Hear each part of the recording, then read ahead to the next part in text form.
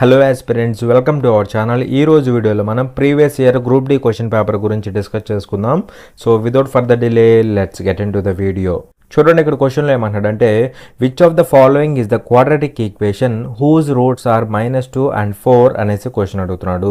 కింది వాటిలో -2 మరియు 4 అనే మూలాలు కలిగిన వర్గ సమీకరణం ఏది అనేసి క్వశ్చన్ అడుగుతున్నాడు. ఇక్కడ మనల్ని ఏం కనుక్కోమంటున్నాడు? క్వాడ్రాటిక్ ఈక్వేషన్ని కనుక్కోమంటున్నాడు. అది కూడా ఎలా ఉండాలి? దాని యొక్క రూట్స్ ఎలా ఉండాలి? హూజ్ రూట్స్ ఆర్ -2 and 4 అనమాట. దాని యొక్క రూట్స్ ఏమవ్వాలంటే -2 అదేవిధంగా 4 అనమాట. ఇవి రెండు రూట్స్ కలిగిన క్వాడ్రాటిక్ ఈక్వేషన్ ఏమవుతుంది అన్నాడు. మరి ఇక్కడ ఇది ఆల్ఫా, ఇది బీటా అనుకుంటే ఆల్ఫా బీటాల్ని రూట్స్గా కలిగిన క్వాడ్రాటిక్ ఈక్వేషన్ అంటే ఏమవుతుందని చెప్పాను? ఏమవుతుందంటే x² of alpha plus beta into X plus alpha beta equal to 0 అవుతుందని చెప్పాను, అవునా కదా? మరి ఇక్కడ సబ్స్టిట్యూట్ చేయండి. సబ్స్టిట్యూట్ చేస్తే ఏమవుతుంది? x² of alpha plus beta అంటే ఈ రెండింటిని యాడ్ చేయండి. యాడ్ చేస్తే ఎంత అవుతుంది? -2 + 4 అంటే +2 అవుతుందా? +2 అవుతుంది అనమాట. ఓకేనా? +2 అవుతుంది into X plus alpha beta అంటే -8 అవుతుందా? మల్టిప్లై చేస్తే -8 అవుతుంది అనమాట. That is equal to 0. So ఇది మనకి క్వాడ్రాటిక్ ఈక్వేషన్ అవుతుంది. మరి ఇక్కడ ఎలా ఉందంటే చూడండి, 2x² ఒక చోట ఉంది, అలాగే రిమైనింగ్ 3 కేసెస్లో కూడా 3x² ఉందన్నమాట. 2x² అంటే ఈ మొత్తాన్ని 2 పెట్టి మల్టిప్లై చేయండి. ఈ ఈక్వేషన్ మొత్తాన్ని 2 పెట్టి మల్టిప్లై చేస్తే ఇలా వచ్చిందనుకోండి, ఇది మనకు ఆప్షన్ అవుతుంది. మరి 2 పెట్టి మల్టిప్లై చేస్తే ఏమవుతుంది? ఇది 2x². ఇక్కడ ఇది ఏమవుతుంది? -4x అవుతుందా? -16 = 0 అవుతుందా? -16 = 0 అవుతుంది అనమాట. మరి ఇక్కడ చూస్తే మనకి -6x ఉంది. ఇక్కడ మల్టిప్లై చేసినప్పుడు ఏముంది? -4x వచ్చింది. అంటే 2 సెట్ అవ్వదు అనమాట. 2 పెట్టి మల్టిప్లై చేయకూడదు. కాబట్టి రిమైనింగ్ 3 కేసెస్లో ఇంటూ 3 ఉంది కదా, 3x² ఉంది కదా. కాబట్టి మనం ఏం చేయాలంటే ఈ ఈక్వేషన్ ఏదైతే ఉందో దాన్ని 3 పెట్టి మల్టిప్లై చేయాలి. ఓకేనా? ఇంటూ 3 మనకు వచ్చిన క్వాడ్రాటిక్ ఈక్వేషన్ ఇది. దాన్ని 3 పెట్టి మల్టిప్లై చేయండి. అప్పుడు ఏది వస్తే మనకి అదే ఆన్సర్ అవుతుంది అనమాట. ఓకేనా? మరి 3 పెట్టి మల్టిప్లై చేస్తే మనకి క్వాడ్రాటిక్ ఈక్వేషన్ ఏమవుతుందో చూడండి. 3x² అవుతుందా? 3x². 3 ఇంటూ -2x అంటే -6x అవుతుంది. -6x 3 ఇంటూ -8 అంటే -24 అవుతుందా? -24 ఈక్వల్ టు 3 ఇంటూ 0 అంటే 0 అయిపోతుంది. సో అలా ఇది మనకి క్వాడ్రాటిక్ ఈక్వేషన్ అవుతుంది అనమాట. ఇక్కడ ఏంటంటే యాక్చువల్గా ఇది క్వాడ్రాటిక్ ఈక్వేషన్ అవ్వాలి, కానీ వీడేం చేశాడు? ఇంటూ 2 ఒక చోట చేశాడు, ఇంటూ 3 ఒక చోట చేశాడు అనమాట x²కి. ఓకేనా? మరి 2 బెట్ చూసినప్పుడు మనకి క్వాడ్రాటిక్ ఈక్వేషన్ ఇది వచ్చింది, ఎగ్జాక్ట్ ఈక్వేషన్. కానీ ఇక్కడ రాంగ్ ఈక్వేషన్ ఇచ్చాడు అనమాట. కాబట్టి ఇది సెట్ అవ్వదు. 3 పెట్టి మల్టిప్లై చేస్తే మనకి ఇది వచ్చిందనమాట. మరి ఎక్కడ ఉంది ఆప్షను? ఎక్కడంటే ఇదిగోండి, థర్డ్ ఆప్షన్ అనమాట. ఓకేనా? చూడండి, ఇక్కడ క్వశ్చన్లో ఏమంటున్నాడు అంటే the ratio of the some of all the interior angles to an exterior angle of A regular polygon is 24:1. Find the number of sides of the polygon అనేసి క్వశ్చన్ అడుగుతున్నాడు.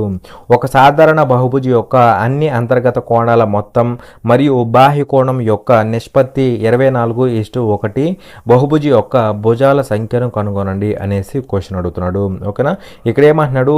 ద రేషియో అంటున్నాడు. The ratio of the sum of all the interior angles to an exterior angle of a regular polygon is 24:1 అనమాట. అంటే ఇక్కడ sum of all interior యాంగిల్స్కి అదేవిధంగా exterior యాంగిల్కి ratio ఎంత అంటే 24:1 అనమాట. మరి ఇక్కడ చెప్పండి, ఒక పాలిగన్లో సమ్ ఆఫ్ ఇంటీరియర్ యాంగిల్స్ అంటే ఏమవుతుంది? Some of all interior angles అంటే ఏమవుతుంది అంటే ఫార్ములా 180 degrees ఇంటూ n-2 అవుతుంది అనమాట. ఇది some of all interior angles యొక్క ఫార్ములా అనమాట పాలిగన్లో. ఓకేనా? దీనికి అదేవిధంగా ఎక్స్టీరియర్ యాంగిల్కి, ఎక్స్టీరియర్ యాంగిల్ అంటే ఏమవుతుంది? ఎక్స్టీరియర్ యాంగిల్ అంటే మీ అందరూ తెలుసు. ఎక్స్టీరియర్ యాంగిల్ అంటే ఏమవుతుంది? 360 degrees by number of sides అనమాట. అయితే ఇక్కడ చాలామంది ఏం చేస్తారంటే ఇక్కడ ఒక n వాల్యూ తీసుకుంటారు, ఇక్కడ ఒక n వాల్యూ తీసుకుంటారు. అలా తీసుకోకూడదు. ఇక్కడ పాలిగన్ ఏమీ మారట్లేదు కాబట్టి దాని యొక్క సైడ్స్ కూడా ఏమీ మారవు అనమాట. n అంటే నంబర్ ఆఫ్ సైడ్స్. ఇక్కడ కూడా సేమ్ పాలిగన్ కదా, కాబట్టి ఇక్కడ కూడా నంబర్ ఆఫ్ సైడ్స్ సేమ్ తీసుకోవాలి. ఓకేనా? అది గుర్తుపెట్టుకోవాలి. ఇది ఎక్స్టీరియర్ యాంగిల్, ఇదేమో some of all interior angles. ఈ రెండింటి యొక్క రేషియో ఇచ్చాడు. ఈ రెండింటి యొక్క రేషియో ఎంత ఇచ్చాడంటే మనకి 24:1 ఇచ్చాడు అనమాట. 24:1 ఇచ్చాడు. మరి ఇక్కడ చూడండి, ఇక్కడ చూస్తే ఏమవుతుందంటే 180 1 టైం పోతుంది, 180 ఇక్కడ 2 టైమ్స్ పోతుందా, 2 టైమ్స్ పోతుంది అనమాట. సో ఇక్కడ చూస్తే ఏమవుతుందంటే చూడండి, ఇక్కడ n-2 డివైడెడ్ బై రాసుకోవచ్చు కదా, డివైడెడ్ బై 2/n అవుతుందా, 2/n. ఆ బై n ఏమవుతుంది, పైకి వెళ్ళిపోతుంది కదా, పైకి వెళ్ళిపోయి ఏమవుతుంది, ఇంటూ n అవుతుందా, ఇంటూ n అవుతుంది, ఈజ్ ఈక్వల్ టు ఇక్కడ 24/1 అంటే 24 అవుతుందా, 24 అవుతుంది అనమాట. సో ఇక్కడ n into n-2 n/n-2 equal to ఏమవుతుంది, 2 × 24 అంటే 48 అవుతుంది అనమాట. అయితే మనల్ని కనుక్కోమంది ఏంటి, find the number of sides of the polygon, అంటే n వాల్యూ ఏమవుతుంది అంటున్నాడు. మళ్ళీ చాలామంది ఏం చేస్తారంటే దీని నుంచి క్వాడ్రాటిక్ ఈక్వేషన్ ఫామ్ చేస్తారు, అంటే n² - 2n అలా ఫామ్ చేస్తారు మల్టిప్లై చేసి. అదంతొద్దు, మనం ఏం చేద్దామంటే సింపుల్గా ఆప్షన్ వెరిఫై చేద్దాం. ఇక్కడ చూడండి 80 తీసుకోండి, ఫస్ట్ n వాల్యూ 80 తీసుకుంటే 80 × n-2 ఏమవుతుంది, ఇక్కడ 80 తీసుకున్నప్పుడు 78 అవుతుందా, మరి 80 × 78 చేస్తే మనకి 48 వచ్చిద్దా, రాదు కదా, అంటే that means n is not 80 అవ్వదన్నమాట n అనేది. అలాగే ఇక్కడ n బదులు 10 తీసుకోండి, 10 తీసుకుంటే ఇది ఎంత అవుతుంది, 10 అంటే ఇది 8 అవుతుంది, మరి 10 × 80 అంటే 48 వచ్చిద్దా, రాదు కదా, అంటే దట్ మీన్స్ 10 అనేది కాదనమాట n వాల్యూ. ఓకేనా, 78 తీసుకుంటే అప్పుడు కూడా హయ్యర్ వాల్యూ వచ్చింది, అవునా కదా, 78 ఇక్కడేమో 76 వచ్చింది, మల్టిప్లై చేస్తే 48 వచ్చేది, ఇంకెక్కువ వచ్చింది కదా, అంటే ఇది కూడా మనకి ఆన్సర్ కాదనమాట. ఓకేనా, సో ఇదే మనకి మిగిలిపోయింది, ఇదే కదా, అదే మనకి ఆన్సర్ అవుతుంది. లేదంటే చూడండి ఇక్కడ 8 కదా, 8 ఇంటూ ఇదేమవుతుంది, ఇది 6 అవుతుంది, మరి 8 ఆర్లు ఎంత, 48 అనమాట. అలా మనకి ఇక్కడ 8 అనేది ఆన్సర్ అవుతుంది.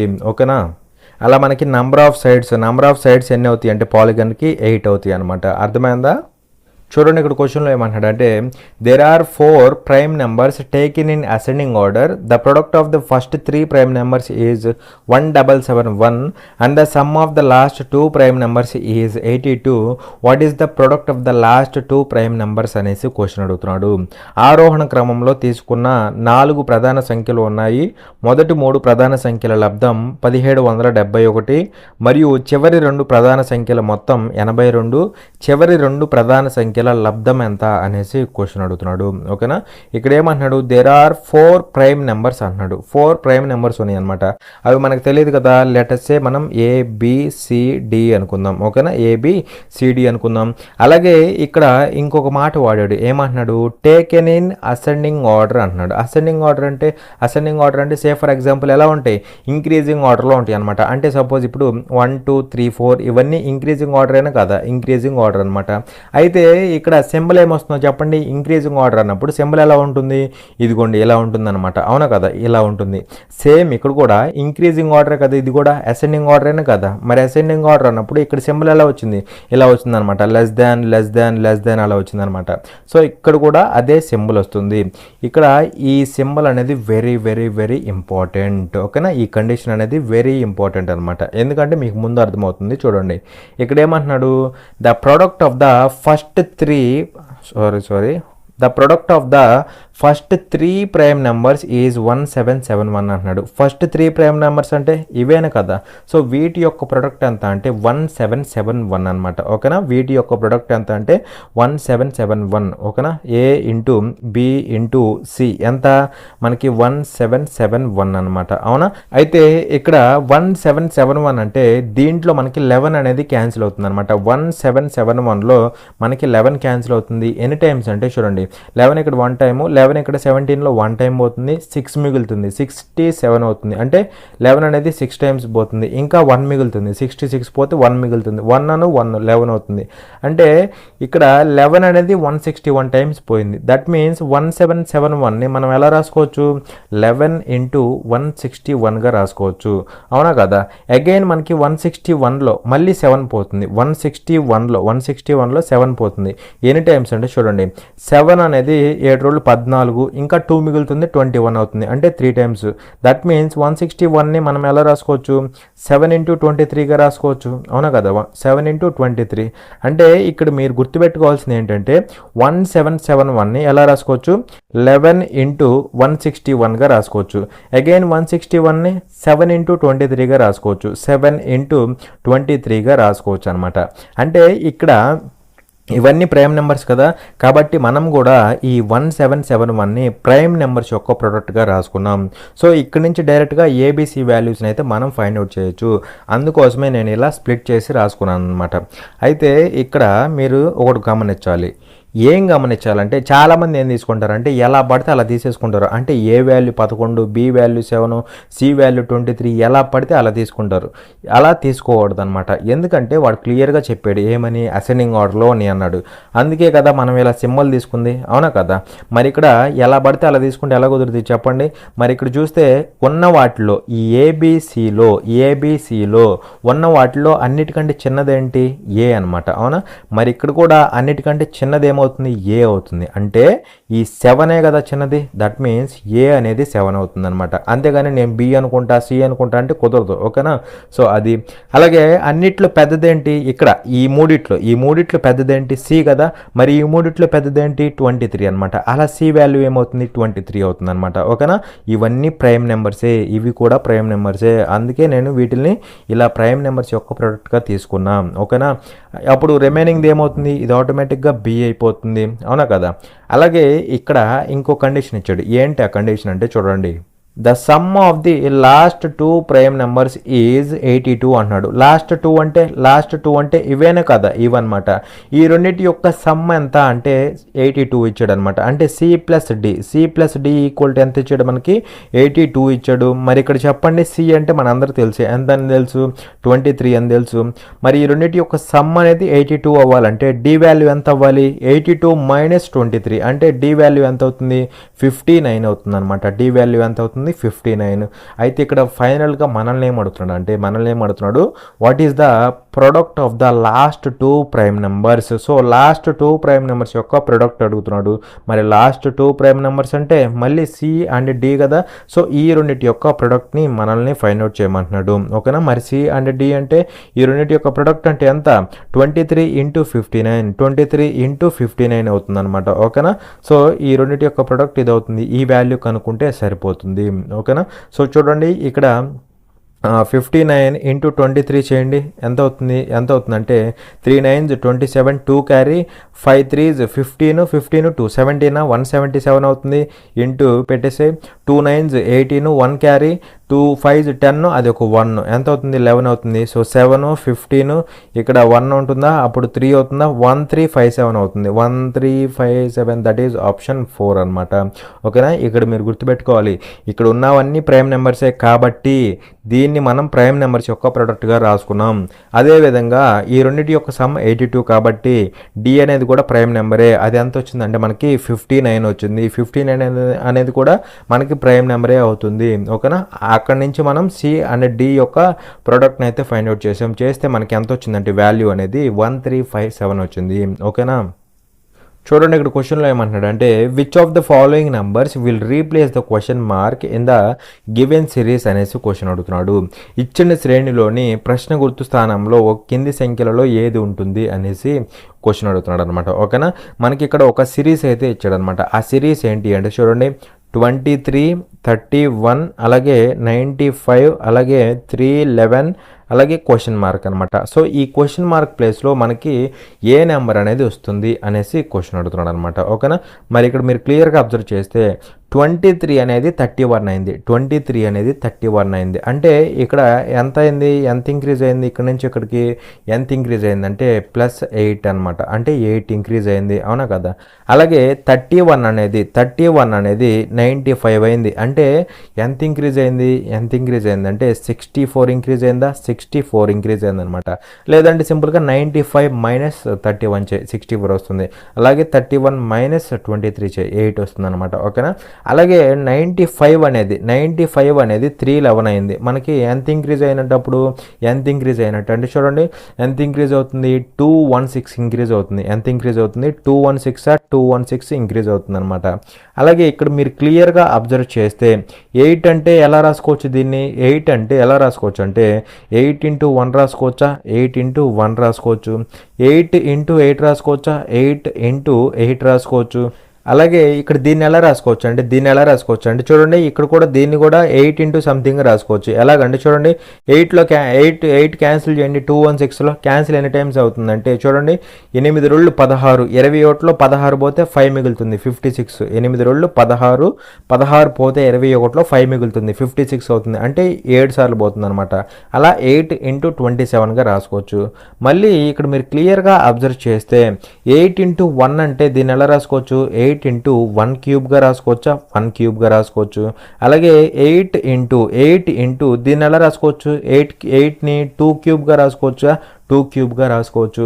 అదేవిధంగా 8 కామన్గా వస్తుంది చూసారా, 8 కామన్గా వస్తుంది. 1ని 1 క్యూబ్గా రాసుకున్నా, 8ని 2 క్యూబ్గా రాసుకున్నా. మరి ఇక్కడ చెప్పండి 8 ఇంటూ ఏమవుతుంది, ఇక్కడ 3 క్యూబ్ అవుతుందా, 3 క్యూబ్ అవుతుంది. అప్పుడు ఇక్కడ తర్వాత వచ్చేది ఏమవ్వాలి, తర్వాత వచ్చేది 8 ఇంటూ 4 క్యూబ్ అవ్వాలి కదా, 4 క్యూబ్ అవ్వాలి. 8 కామన్గా వస్తుంది, 8 into 1 cube, 8 into 2 cube, 8 into 3 cube, 8 into 4 cube. మరి 8 ఇంటూ 4 క్యూబ్ అంటే ఏమవుతుంది, 8 ఇంటూ 4 క్యూబ్ అంటే 4 4s 16, 16 4s 64 అనమాట. ఓకేనా. మరి 8 ఇంటూ 64 అంటే ఏమవుతుంది, 8 ఇంటూ 64 అంటే ఇక్కడ ఏమవుతుందో చెప్పండి నాకు. 8 ఇంటూ 64 అంటే 8 60 ఎంత, 8 6 48, 480 ప్లస్ 8 4s 32, 480 ప్లస్ 32 అంటే 512 అనమాట. ఓకేనా. సో 512 అనేది ఇంక్రీజ్ అవుతుంది, 512 ఇంక్రీజ్ అవుతుంది అనమాట. సో ఇక్కడ చూస్తే మరి 311 ప్లస్ 512 అంటే ఏమవుతుంది, 2 ప్లస్ 1 3 అవుతుందా, 2 ప్లస్ 1 3 అవుతుంది, 1 ప్లస్ 1 2 అవుతుందా, 5 ప్లస్ 3 8 అవుతుంది అనమాట. అలా ఇక్కడ మనకి రీప్లేస్ అయ్యేది ఏంటంటే ప్రశ్న గుర్తు స్థానంలో వచ్చేది ఏంటి అంటే 823 వస్తుంది అనమాట. ఓకేనా. ఇక్కడ ప్యాటర్న్ అనేది ఈ విధంగా ఉంటుంది. చూడండి ఇక్కడ క్వశ్చన్లో ఏమంటాడంటే which of the following numbers will replace the question mark in the given series అనేసి క్వశ్చన్ అడుగుతున్నాడు. ఇచ్చిన శ్రేణిలోని ప్రశ్న గుర్తు స్థానంలో కింది సంఖ్యలలో ఏది ఉంటుంది అనేసి మనకి ఇక్కడ ఒక సిరీస్ అయితే ఇచ్చాడనమాట. ఓకేనా. సో ఆ సిరీస్ ఏంటి అంటే జాగ్రత్తగా అబ్జర్వ్ చేయండి. 8 17 33 63 114 114 193 క్వశ్చన్ మార్క్ అనమాట, 193 క్వశ్చన్ మార్క్ అనమాట. ఓకేనా. సో ఇది ఏ ప్యాటర్న్ ఫాలో అవుతుందో అది మనం కనుక్కొని ఇక్కడ ఈ ప్లేస్లో ఏమొస్తుంది అది మనం ఫైండ్ అవుట్ చేయాలన్నమాట. ఓకేనా. మరి ఇక్కడ చూడండి 8 అనేది ఏమైంది, 17 అయింది. అంటే ఇక్కడ ఏమైనట్టు చూడండి, ఇక్కడ ఏమవుతుందంటే 8 అనేది 17 అయింది అంటే ఏమైనట్టు, ప్లస్ 9 అయినట్టు కదా, ప్లస్ 9 అవుతుంది అనే మీనింగ్. అలాగే 17 అనేది 33 అయింది అంటే ఏమైనట్టు, ఇది ఏమైనట్టు అంటే 16 పెరిగినట్టు కదా, ప్లస్ 16 అయినట్ట, ప్లస్ 16 అయినట్టు. అలాగే ఇక్కడ ఇదేమైనట్టు, ఇక్కడ 33 అనేది 63 అయింది అంటే ఏమైనట్టు, ప్లస్ 30 అయినట్ట, ప్లస్ 30 అయినట్టు.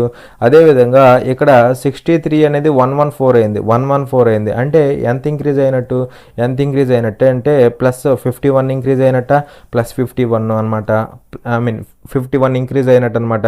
అలాగే 114 అనేది 193 అయింది, 114 అనేది 193 అయింది అంటే ఇక్కడ మనకి ఎంత ఇంక్రీజ్ అయినట్టు, ఇక్కడ 3లోంచి 4 పోదు కదా, 3లోంచి 4 పోదు కాబట్టి 13లోంచి 4 తీసేస్తే, 13లోంచి 4 తీసేస్తే మనకి ఎంత వస్తుంది, 13లోంచి 4 తీసేస్తే 9 వస్తుందా, 9 వస్తుంది.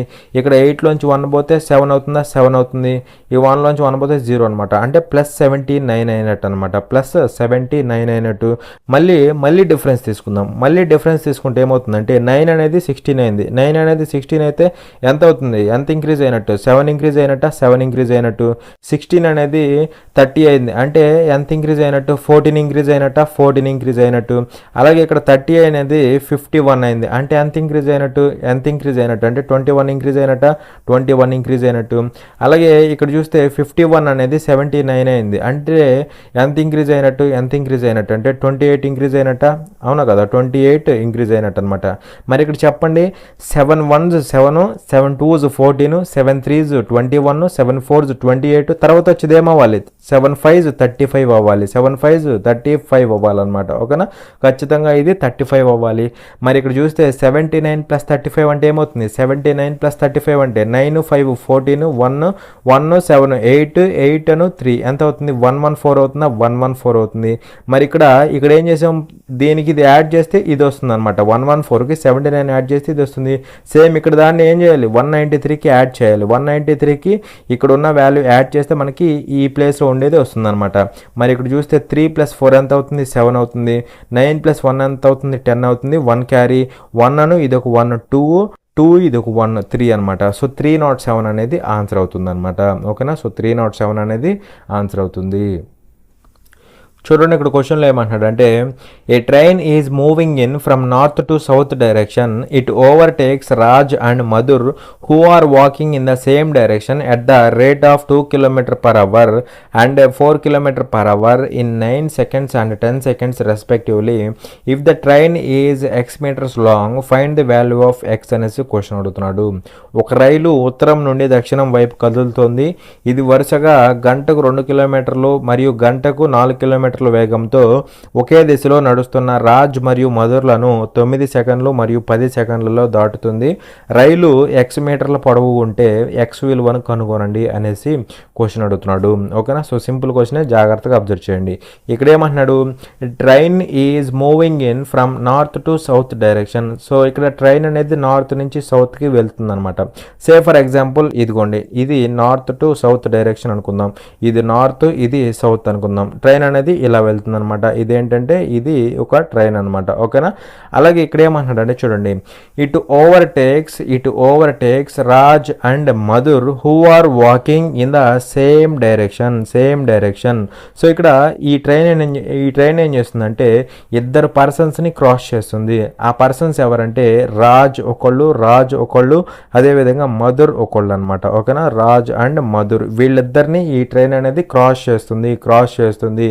సో ఇక్కడ ఏమంటున్నాడు, they are walking in the same direction అంటున్నాడు. సేమ్ డైరెక్షన్ అంటే ఈ ట్రైన్ ఏ డైరెక్షన్లో వెళ్తుందో వీళ్ళిద్దరూ కూడా అదే డైరెక్షన్లో వెళ్తారు, అది దీని మీనింగ్ అనమాట. సో రాజు కూడా ఇదే డైరెక్షన్లో వెళ్తాడు, మధుర్ కూడా ఇదే డైరెక్షన్లో, ఈ ట్రైన్ వెళ్ళే డైరెక్షన్లోనే వెళ్తారు అనమాట. ఓకేనా.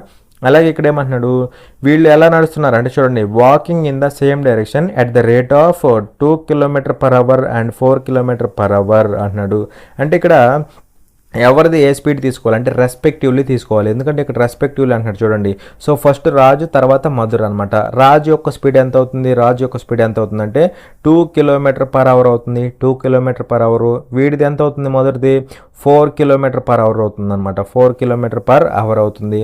అలాగే ఇక్కడ ఏమంటున్నాడు, it overtakes Raj and Madhur in 9 seconds and 10 seconds respectively. So ఈ ట్రైన్ అనేది వీళ్ళిద్దరిని ఎన్ని సెకండ్స్లో క్రాస్ చేస్తుంది అంటే చూడండి, 9 seconds అండ్ 10 seconds రెస్పెక్టివ్లీ అన్నాడు. అంటే ఇక్కడ ఫస్ట్ వన్ అంటే రాజుని వచ్చేటప్పటికి 9 secondsలో క్రాస్ చేస్తుంది, వీడిని వచ్చేటప్పటికి 10 secondsలో క్రాస్ చేస్తుంది అనమాట. ఓకేనా. ఇది వీళ్ళకి సంబంధించిన టైమింగ్స్ అనమాట. ఓకేనా. అలాగే ఇక్కడ ఏమంటున్నాడు, if the train is x metres long అంటే ఇక్కడ x మీటర్స్ అనేది ట్రైన్ యొక్క లెంత్ అవుతుంది అనమాట. ఓకేనా. x మీటర్స్ అనేది ఏమవుతుందంటే ట్రైన్ యొక్క లెంత్ అవుతుంది. మనల్ని ఏమడుగుతున్నాడు, find the value of x అంటున్నాడు. సో x యొక్క వాల్యూ ఏమవుతుంది అంటున్నాడు. సో ఇప్పుడు మీరు గుర్తుపెట్టుకోవాల్సింది ఏంటంటే ఇక్కడ మీటర్స్ ఉన్నాయి, సెకండ్స్ ఉన్నాయి, అదేవిధంగా స్పీడ్స్ అనేవి km/hలో ఉన్నాయి. అవునా. అంటే ఇక్కడ యూనిట్స్ అనేవి వెరీ వెరీ ఇంపార్టెంట్ అనమాట. ఓకేనా. మరి ఇక్కడ క్లియర్గా అబ్జర్వ్ చేస్తే చూడండి, ఇక్కడ ట్రైన్ ఏం చేస్తుంది, ఇక్కడ పర్సన్ని క్రాస్ చేస్తుంది. అప్పుడు పర్సన్ని క్రాస్ చేయాలంటే ఎంత డిస్టెన్స్ ట్రావెల్ చేయాలి, ఎంత డిస్టెన్స్ అంటే ఈ ట్రైన్ యొక్క లెంత్ ఎంత ఉందో అంత డిస్టెన్స్ని ట్రావెల్ చేయాలి.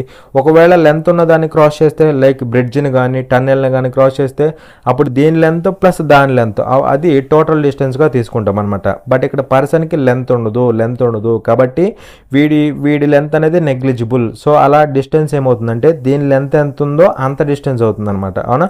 మరి ఇక్కడ రాజ్ని క్రాస్ చేయాలంటే ఎంత డిస్టెన్స్ ట్రావెల్ చేయాలి, x మీటర్స్ అనమాట, దీని లెంత్ అనమాట. సో x మీటర్స్ ట్రావెల్ చేయాలి. ఇది రాజుకు సంబంధించింది అనమాట. ఓకేనా. అదేవిధంగా వీడి కూడా ఒక పర్సనే కదా, సో వీడిని కూడా క్రాస్ చేయాలంటే ఎంత డిస్టెన్స్ సేమ్ అనమాట. మళ్ళీ ఈ ట్రైన్ లెంత్ ఎంతో అంత డిస్టెన్స్ ట్రావెల్ చేయాలి. అలాగే ఇక్కడ మధుర్ది కూడా అదే అవుతుంది అనమాట. ఓకేనా. సో మధుర్ది కూడా ఏమవుతుంది x అనమాట.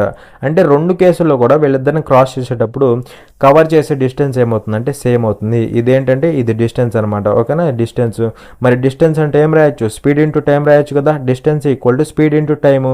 మరి ఇక్కడ రాజుకు సంబంధించినప్పుడు స్పీడ్ ఇంటూ టైం అంటే ఏమవుతుందంటే చూడండి, ఇక్కడ ఈడు మూవ్ అవుతున్నాడు, ట్రైన్ కూడా మూవ్ అవుతుంది. మరి దీనికి కూడా స్పీడ్ ఏదో ఉండిద్ది కదా. సో దీని యొక్క స్పీడ్ని కాసేపు ఎస్ కిలోమీటర్ పర్ అవర్ అనుకుందాం, ఎస్ కిలోమీటర్ పర్ అవర్. మరి ఇక్కడ స్పీడ్ ఏం తీసుకోవాలి, రిలేటివ్ స్పీడ్ తీసుకోవాలి. అంటే ఇక్కడ సేమ్ డైరెక్షన్లో మూవ్ అవుతున్నారు కదా, సో సబ్ట్రాక్ట్ చేయాలి.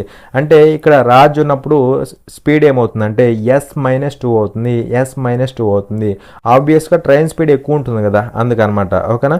సో S-2 చేయాలి. So S-2 kilometre per hour అనేది స్పీడ్ అవుతుంది. స్పీడ్ ఇంటూ టైం చేయాలి. మరి ఇక్కడ టైం ఎంత, 9 సెకండ్స్ కదా.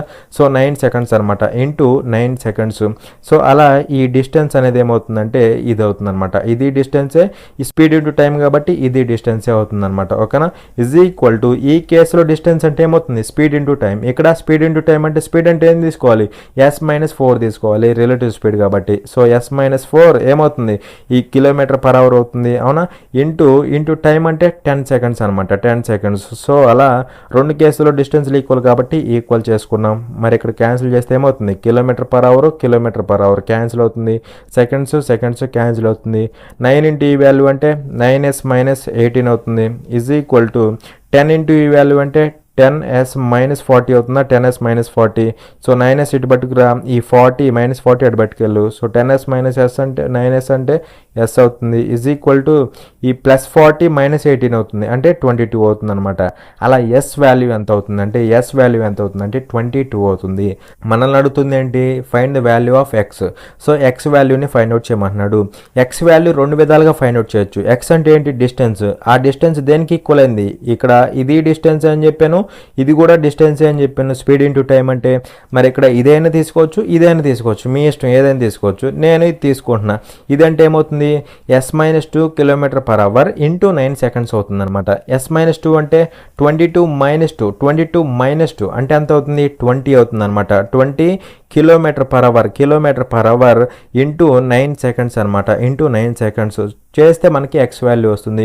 లేదు మీరు ఇది తీసుకున్నా నో ప్రాబ్లం. ఓకేనా. అయితే ఇక్కడ ఇది సెకండ్స్లో ఉంది, ఎక్స్ అనేది మీటర్స్లో ఉంది. అప్పుడు ఈ కిలోమీటర్ పర్ అవర్ను కూడా మనం మీటర్ పర్ సెకండ్లోకి మార్చాలంటే ఏం చేయాలి, ఇంటూ 5/18 చేయాలి. ఇంటూ 5/18 చేయాలి. చేస్తే ఇదేమవుతుంది, మీటర్ పర్ సెకండ్లోకి మారిపోతుంది. అవునా కదా. సో ఇక్కడ చూస్తే మనకేమవుతుందంటే ఈ సెకండ్ క్యాన్సిల్ అయిపోతుంది. 9 1 టైము, 9 ఇక్కడ 2 టైమ్స్, 2 1 టైము, 2 ఇక్కడ 10 టైమ్స్. 10 × 5 ఏమవుతుంది, 50 మీటర్స్ అవుతుందా. సో 50 మీటర్స్ అవుతుంది అనమాట. అలా మనకి ఎక్స్ వాల్యూ ఎంత అవుతుందంటే 50 అవుతుంది అనమాట. సో అలా 50 అనేది మనకి ఈ X value length of the train అవుతుంది అనమాట. ఓకేనా. ఇక్కడ వన్స్ మనకి డిస్టెన్సులు సేమ్ అవుతాయి, ఇద్దరు పర్సన్స్ని క్రాస్ చేసేటప్పుడు డిస్టెన్సులు సేమ్ అవుతాయి అనే పాయింట్ తెలిస్తే మనకి ఆన్సర్ అయిపోతుంది. ఓకేనా. అలాగే యూనిట్స్ అనేవి కూడా ఇంపార్టెంటే. ఇక్కడ metre per second, kilometre per hour ఇవి కన్ఫ్యూజ్ అవుతూ తీసుకున్నారు అనుకోండి, ఆన్సర్లు అనేవి రావన్నమాట. చూడండి ఇక్కడ క్వశ్చన్లో ఏమంటున్నాడంటే, in how much time will a some of money doubles it self at 10% per annum rate of simple interest అనేసి క్వశ్చన్ అడుగుతున్నాడు. సంవత్సరానికి 10% సాధారణ వడ్డీ రేటుతో డబ్బు ఎంత సమయంలో రెట్టింపు అవుతుంది అనేసి క్వశ్చన్ అడుగుతున్నాడు. ఓకేనా. ఇక్కడ చూడండి ఇక్కడ ఏమంటున్నాడు, ఇన్ హౌ మచ్ టైం అంటున్నాడు. సో మనల్ని టైం పీరియడ్ అడుగుతున్నాడు. హౌ మచ్ టైం అంటున్నాడు కదా, సో టైం పీరియడ్ అడుగుతున్నాడు. అలాగే ఇక్కడ ఏమంటున్నాడు, in how much time will a some of money doubles it self at 10% per annum rate of simple interest అంటున్నాడు. సింపుల్ ఇంట్రెస్ట్ అంటే ఇది కాన్స్టెంట్గా వచ్చింది, అది మీరు గుర్తుపెట్టుకోవాలి. అవునా. సో ఇక్కడ సమ్ ఆఫ్ మనీ అంటే ఏంటి, కొంత ప్రిన్సిపల్ అనమాట. మనీ అంటే కొంత ప్రిన్సిపల్ అనమాట, అది. ఓకేనా. మరి ఇక్కడ ప్రిన్సిపల్ అంటే పర్సంటేజ్లో ఎంత అవుతుంది, 100% అవుతుంది. సో ఈ ప్రిన్సిపల్ అనేది 10% పర్ యానం ఇంత రేట్ ఆఫ్ ఇంట్రెస్ట్తో, ఈ ప్రిన్సిపల్ అనేది 10% పర్ యానం ఇంత రేట్ ఆఫ్ ఇంట్రెస్ట్తో ఏమవుతుంది, డబల్స్ ఇట్ సెల్ఫ్, డబల్ అవుతుంది అనమాట. ఓకేనా. దీనికి డబల్ అయిపోతుంది. ఎలా, 10% పర్ యానం రేట్ ఆఫ్ ఇంట్రెస్ట్తో. ఓకేనా. మరి డబల్ అవ్వటం అంటే ఎంత అవుతున్నట్టు, 200% అవుతున్నట్టు. అవునా కదా, 200% అవుతున్నట్టు. మరి ఇక్కడ ప్రిన్సిపల్ 100% అనేది 200% అయిందంటే ఇక్కడ దీనికి ఇంట్రెస్ట్ ఎంత కలిసిద్ది, ఇంకొక 100% కలిసిద్ది. అవునా కదా, ఇంకొక 100% కలిసిద్ది. ఇది ఏంటి అంటే ఇంట్రెస్ట్. అంటే ఇక్కడ ఇది సింపుల్ ఇంట్రెస్ట్ అనమాట, మెన్షన్ చేశాడు కదా. సో సింపుల్ సింపుల్ ఇంట్రెస్ట్, అవునా కదా? అంటే ఇక్కడ సింపుల్ ఇంట్రెస్ట్ అనేది టోటల్గా ఎంత వచ్చింది అంటే 100% వచ్చిందనమాట. టోటల్గా సింపుల్ ఇంట్రెస్ట్ ఎంత వచ్చింది? 100% వచ్చింది. ఎప్పుడు ప్రిన్సిపల్ అనేది డబుల్ అయితే సింపుల్ ఇంట్రెస్ట్ అనేది 100% వచ్చిందనమాట, అవునా? అలాగే ఇక్కడ మనల్ని అడుగుతుంది ఏంటి? టైం పీరియడ్ అడుగుతున్నాడు. అవునా? టైం పీరియడ్ ఎంతో కనుక్కోమంటున్నాడు. మరి ఇక్కడ మీరు ఫార్ములా యూజ్ చేయొచ్చు, లేదంటే ఇంకొక మెథడ్ ఉంది, అది కూడా చెప్తాను, రెండు చెప్తాను, జాగ్రత్తగా అబ్జర్వ్ చేయండి. మరి ఇక్కడ రిలేషన్ ఏంటంటే simple interest is equal to PTR/100 మనల్ని అడుగుతుంది టైం పీరియడ్ అనమాట. సింపుల్ ఇంట్రెస్ట్ అంతా ఇక్కడ 100% కదా, so 100% is equal to principal అంతా ఇది కూడా 100% ఇంటూ టైం పీరియడ్ కనుక్కోవాలి, ఇంటూ రేట్ ఆఫ్ ఇంట్రెస్ట్ అంతా 10% బై 100 కదా, బై 100 క్యాన్సిల్ చేస్తే మనకి డైరెక్ట్గా టైం పీరియడ్ వస్తుంది. 100% క్యాన్సిల్, 0 క్యాన్సిల్, టైం పీరియడ్ ఏమవుతుంది అంటే 10 అవుతుంది. 10 అంటే ఇక్కడ రేట్ ఆఫ్ ఇంట్రెస్ట్ యానమ్కి ఉంది కదా, యానమ్ అంటే ఇయర్ అనమాట. సో 10 ఇయర్స్ అనేది టైం పీరియడ్ అవుతుంది. ఇది ఒక మెథడ్. లేదు అంటే చూడండి, ఇక్కడ సింపుల్ ఇంట్రెస్ట్ కాన్స్టెంట్గా వచ్చింది కదా, సో సింపుల్ ఇంట్రెస్ట్ అనేది కాన్స్టెంట్గా వస్తుంది కాబట్టి చూడండి, 1 ఇయర్కి ఎంత ఇంట్రెస్ట్ వచ్చింది? 10% పర్ యానం. అంటే 1 ఇయర్కి ఎంత ఇంట్రెస్ట్ వచ్చింది? 10% ఇంట్రెస్ట్ వచ్చింది, అవునా కదా? కానీ మనకు రావాల్సిన టోటల్ ఇంట్రెస్ట్ ఎంత అంటే 100% అవడానికి ఎంత టైం పడుతుంది? అది కనుక్కుంటే సరిపోతుంది, అవునా కదా? మరి ఇక్కడ చూస్తే 10% అనేది 100% అవ్వాలంటే ఇంటూ 10 చేయాలి కదా, ఇంటూ 10. మరి ఇక్కడ కూడా ఏమవుతుంది? ఇది కూడా ఇంటూ 10 అవుతుంది. 1 ఇయర్ అనేది ఇంటూ 10 అయితే ఏమవుతుంది? 10 ఇయర్స్ అవుతుంది అనమాట. అలా ఇక్కడ మనకి 10 ఇయర్స్లో టోటల్గా ప్రిన్సిపల్ అనేది డబుల్ అవుతుంది అనమాట, ఓకేనా? అది మీరు గుర్తుపెట్టుకోవాలి. లేదు అంటే డైరెక్ట్గా మీరు ఏం చేస్తారంటే simple interest by rate of interest అనమాట. Simple interest by rate of interest. ఎందుకంటే మనకి ఇక్కడ సింపుల్ ఇంట్రెస్ట్ అనేది rate of interest into time period మీద డిపెండ్ అవుతుంది అనమాట. Rate of interest into time period. మనల్ని అడిగింది టైం పీరియడ్ కాబట్టి simple interest by rate of interest, అలా కూడా చేయొచ్చు. బై 10% చేయి, ఎంత అవుతుంది? డైరెక్ట్గా 10 అవుతుంది అనమాట, ఓకేనా? అలా అయినా చేసుకోవచ్చు, ఇలా అయినా చేసుకోవచ్చు. ఈ 3 డిఫరెంట్ వేస్లో చేసుకోవచ్చు. ఇక్కడ ఏంటంటే మీకు అన్ని విధాలుగా తెలిసి ఉండాలి. తెలుసుంటే మీ వీలుని బట్టి మీరు వాడుకుంటారనమాట. అందుకే ఈ 3 మెథడ్స్ అయితే మీకు చెప్పాను అనమాట, ఓకేనా? చూడండి, ఇక్కడ క్వశ్చన్లో ఏమంటాడంటే the following table shows the breakup of the costs in rupees incurred by A company in the production of 5 products A to E. Study the table and answer the question అనేసి అంటున్నాడు. ఏ నుండి ఈ వరకు 5 ఉత్పత్తుల ఉత్పత్తిలో ఒక కంపెనీ చేసే ఖర్చుల విభజనను ఈ కింది పట్టిక చూపిస్తుంది. పట్టికను అధ్యయనం చేసి ప్రశ్నకు సమాధానం ఇవ్వండి అనేసి మనకి కొంత డేటా అయితే ఇచ్చాడనమాట, ఓకేనా? సో ఇక్కడ చూడండి, ఇక్కడ ABCDE ఇవి ఏంటంటే ప్రొడక్ట్స్ అనమాట. ఇవేంటి? ప్రొడక్ట్స్. అలాగే ఇక్కడ ఇవి రా మెటీరియల్, మ్యానుఫ్యాక్చరింగ్, ఇవేంటంటే అంటే అవి ఖర్చులు అనమాట, ఖర్చులు, ఓకేనా? అలాగే ఇవేంటంటే ఆ ఖర్చులకు సంబంధించిన వాల్యూస్ అనమాట, ఓకేనా?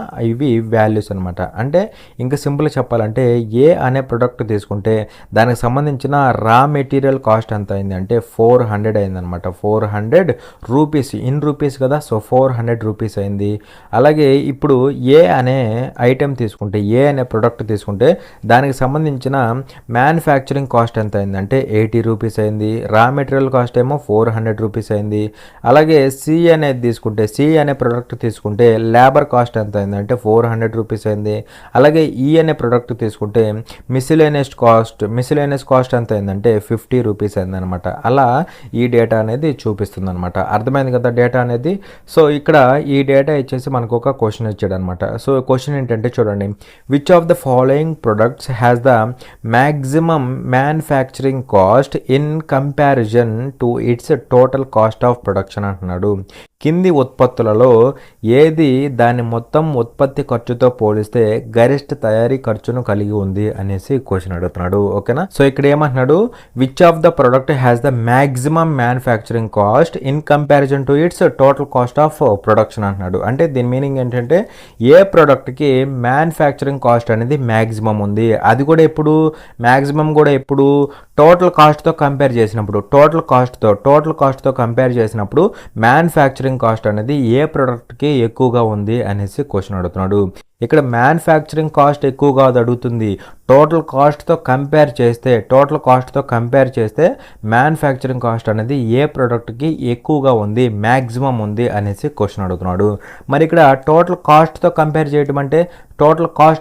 చేయడం అంటే మనం ఏం చేస్తామంటే చూడండి, మనం ఏం చేస్తామంటే సింపుల్గా ఈ 80 డివైడెడ్ బై దేంతో కంపేర్ చేయాలి, టోటల్ కాస్ట్తో అంటే 900తో కంపేర్ చేయాలి. 80ని 900తో కంపేర్ చేయాలి.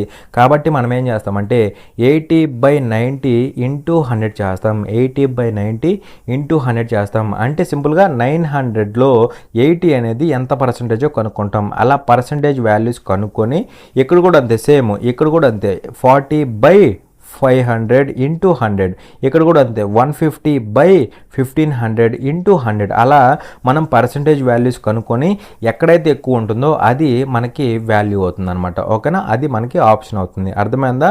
సో ఇక్కడ మనం చేయాల్సింది ఏంటి, టోటల్ కాస్ట్తో ఈ మ్యానుఫ్యాక్చరింగ్ కాస్ట్ని కంపేర్ చేయాలి. అంటే ఈ టోటల్ కాస్ట్లో ఈ మ్యానుఫ్యాక్చరింగ్ కాస్ట్ అనేది ఎంత పర్సంటేజో కనుక్కోవాలి.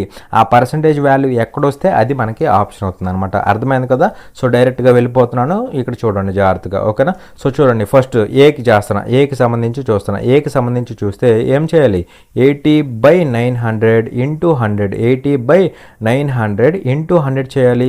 సో చూడండి 80/900 ఇంటూ 100 చేయాలి. ఈ వాల్యూ ఏమొస్తుందో చూడు. ఈ వాల్యూ ఏమొస్తుంది అంటే చూడండి, ఇక్కడ 00 క్యాన్సిల్ అవుతుంది. 9 ఇక్కడ 80లో ఎన్ని టైమ్స్ పోతుంది, సుమారుగా 9/872 ఇంకా 8 మిగులుతుంది. పాయింట్ పెడితే 80 అవుతుంది.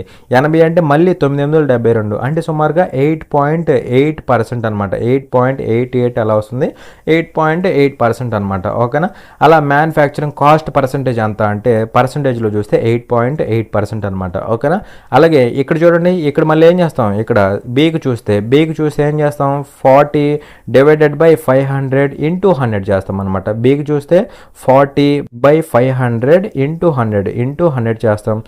సో ఇక్కడ చూస్తే మనకి 00 క్యాన్సిల్ అవుతుంది. 5 1 టైమ్, 5 ఇక్కడ 8 టైమ్స్ పోతుంది. అలా ఇక్కడ ఎంత అవుతుంది, 8% అవుతుంది. ఓకేనా, అలాగే ఇక్కడ థర్డ్ కేసులో అంటే సికి చూడండి ఏం చేయాలి, 150/1500 ఇంటూ 100 అనమాట. ఓకేనా, సికి చూస్తే 150/1500 ఇంటూ 100 చేయాలి. యాక్చువల్గా ఏంటంటే చూడగానే పెట్టేసేయాలన్నమాట. 150 అనేది 1500లో ఎంత అంటే 10%, అలా పెట్టేసేయాలి. మళ్ళీ క్యాన్సిల్ చేయకూడదు. 00 15 1 టైమ్, 15 ఇక్కడ 10 టైమ్స్, దట్ ఈజ్ 10%. అలా సికి సంబంధించి. నెక్స్ట్ డీకి చూడండి, డీకి చూస్తే ఎంత అవుతుంది, డీకి 80/700, 80/700 చూడండి. డీకి 80/700 ఇంటూ 100.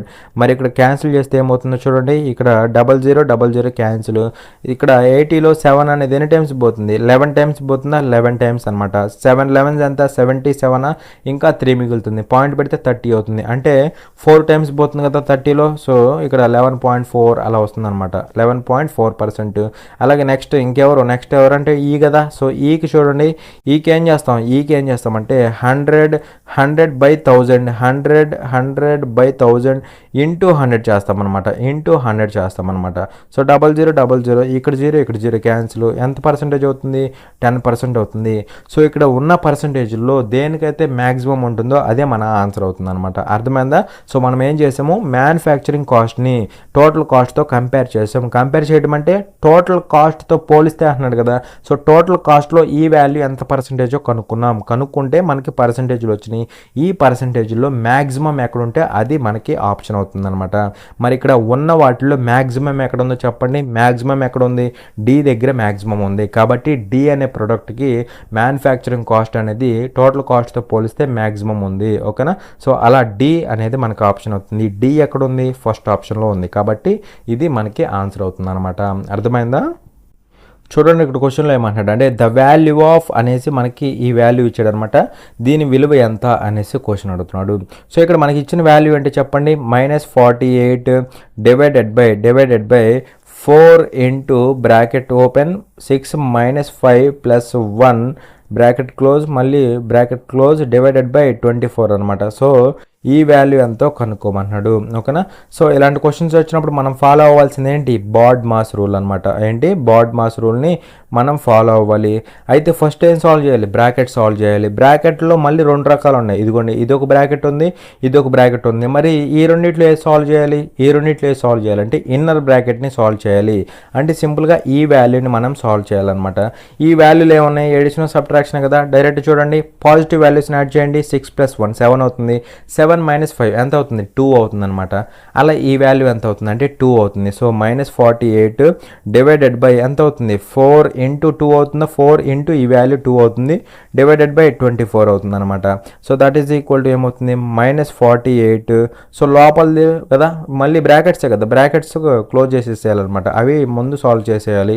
సో ఎంత అవుతుంది, 4 × 2 = 8 అవుతుంది, డివైడెడ్ బై 8 డివైడెడ్ బై 24 అనమాట. Divided by 8 divided by 24.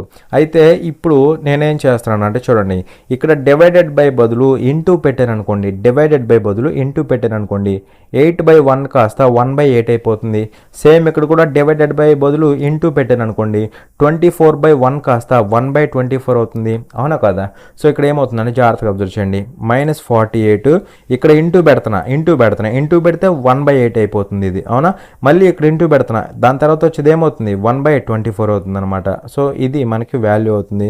So ఇక్కడ క్యాన్సిల్ చేస్తే ఏమవుతుంది, 8, లేదంటే డైరెక్ట్ చూడండి, 24 1 టైము, 24 ఇక్కడ 2 టైమ్స్, 2 1 టైము, 2 ఇక్కడ 4 టైమ్స్, మైనస్ ఉంది కదా, ఏమవుతుంది, -1/4 అవుతుంది అనమాట. అలా ఇక్కడ మనకి -1/4 అంటే అదిగోండి ఆప్షన్ 2 అనమాట. ఓకేనా.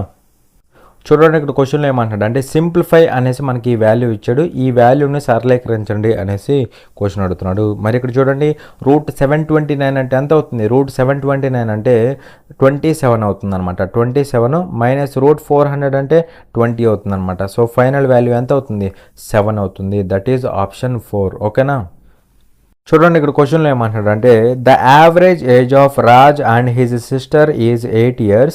If Raj age is 10 years, then find the age of his sister అనేసి క్వశ్చన్ అడుగుతున్నాడు.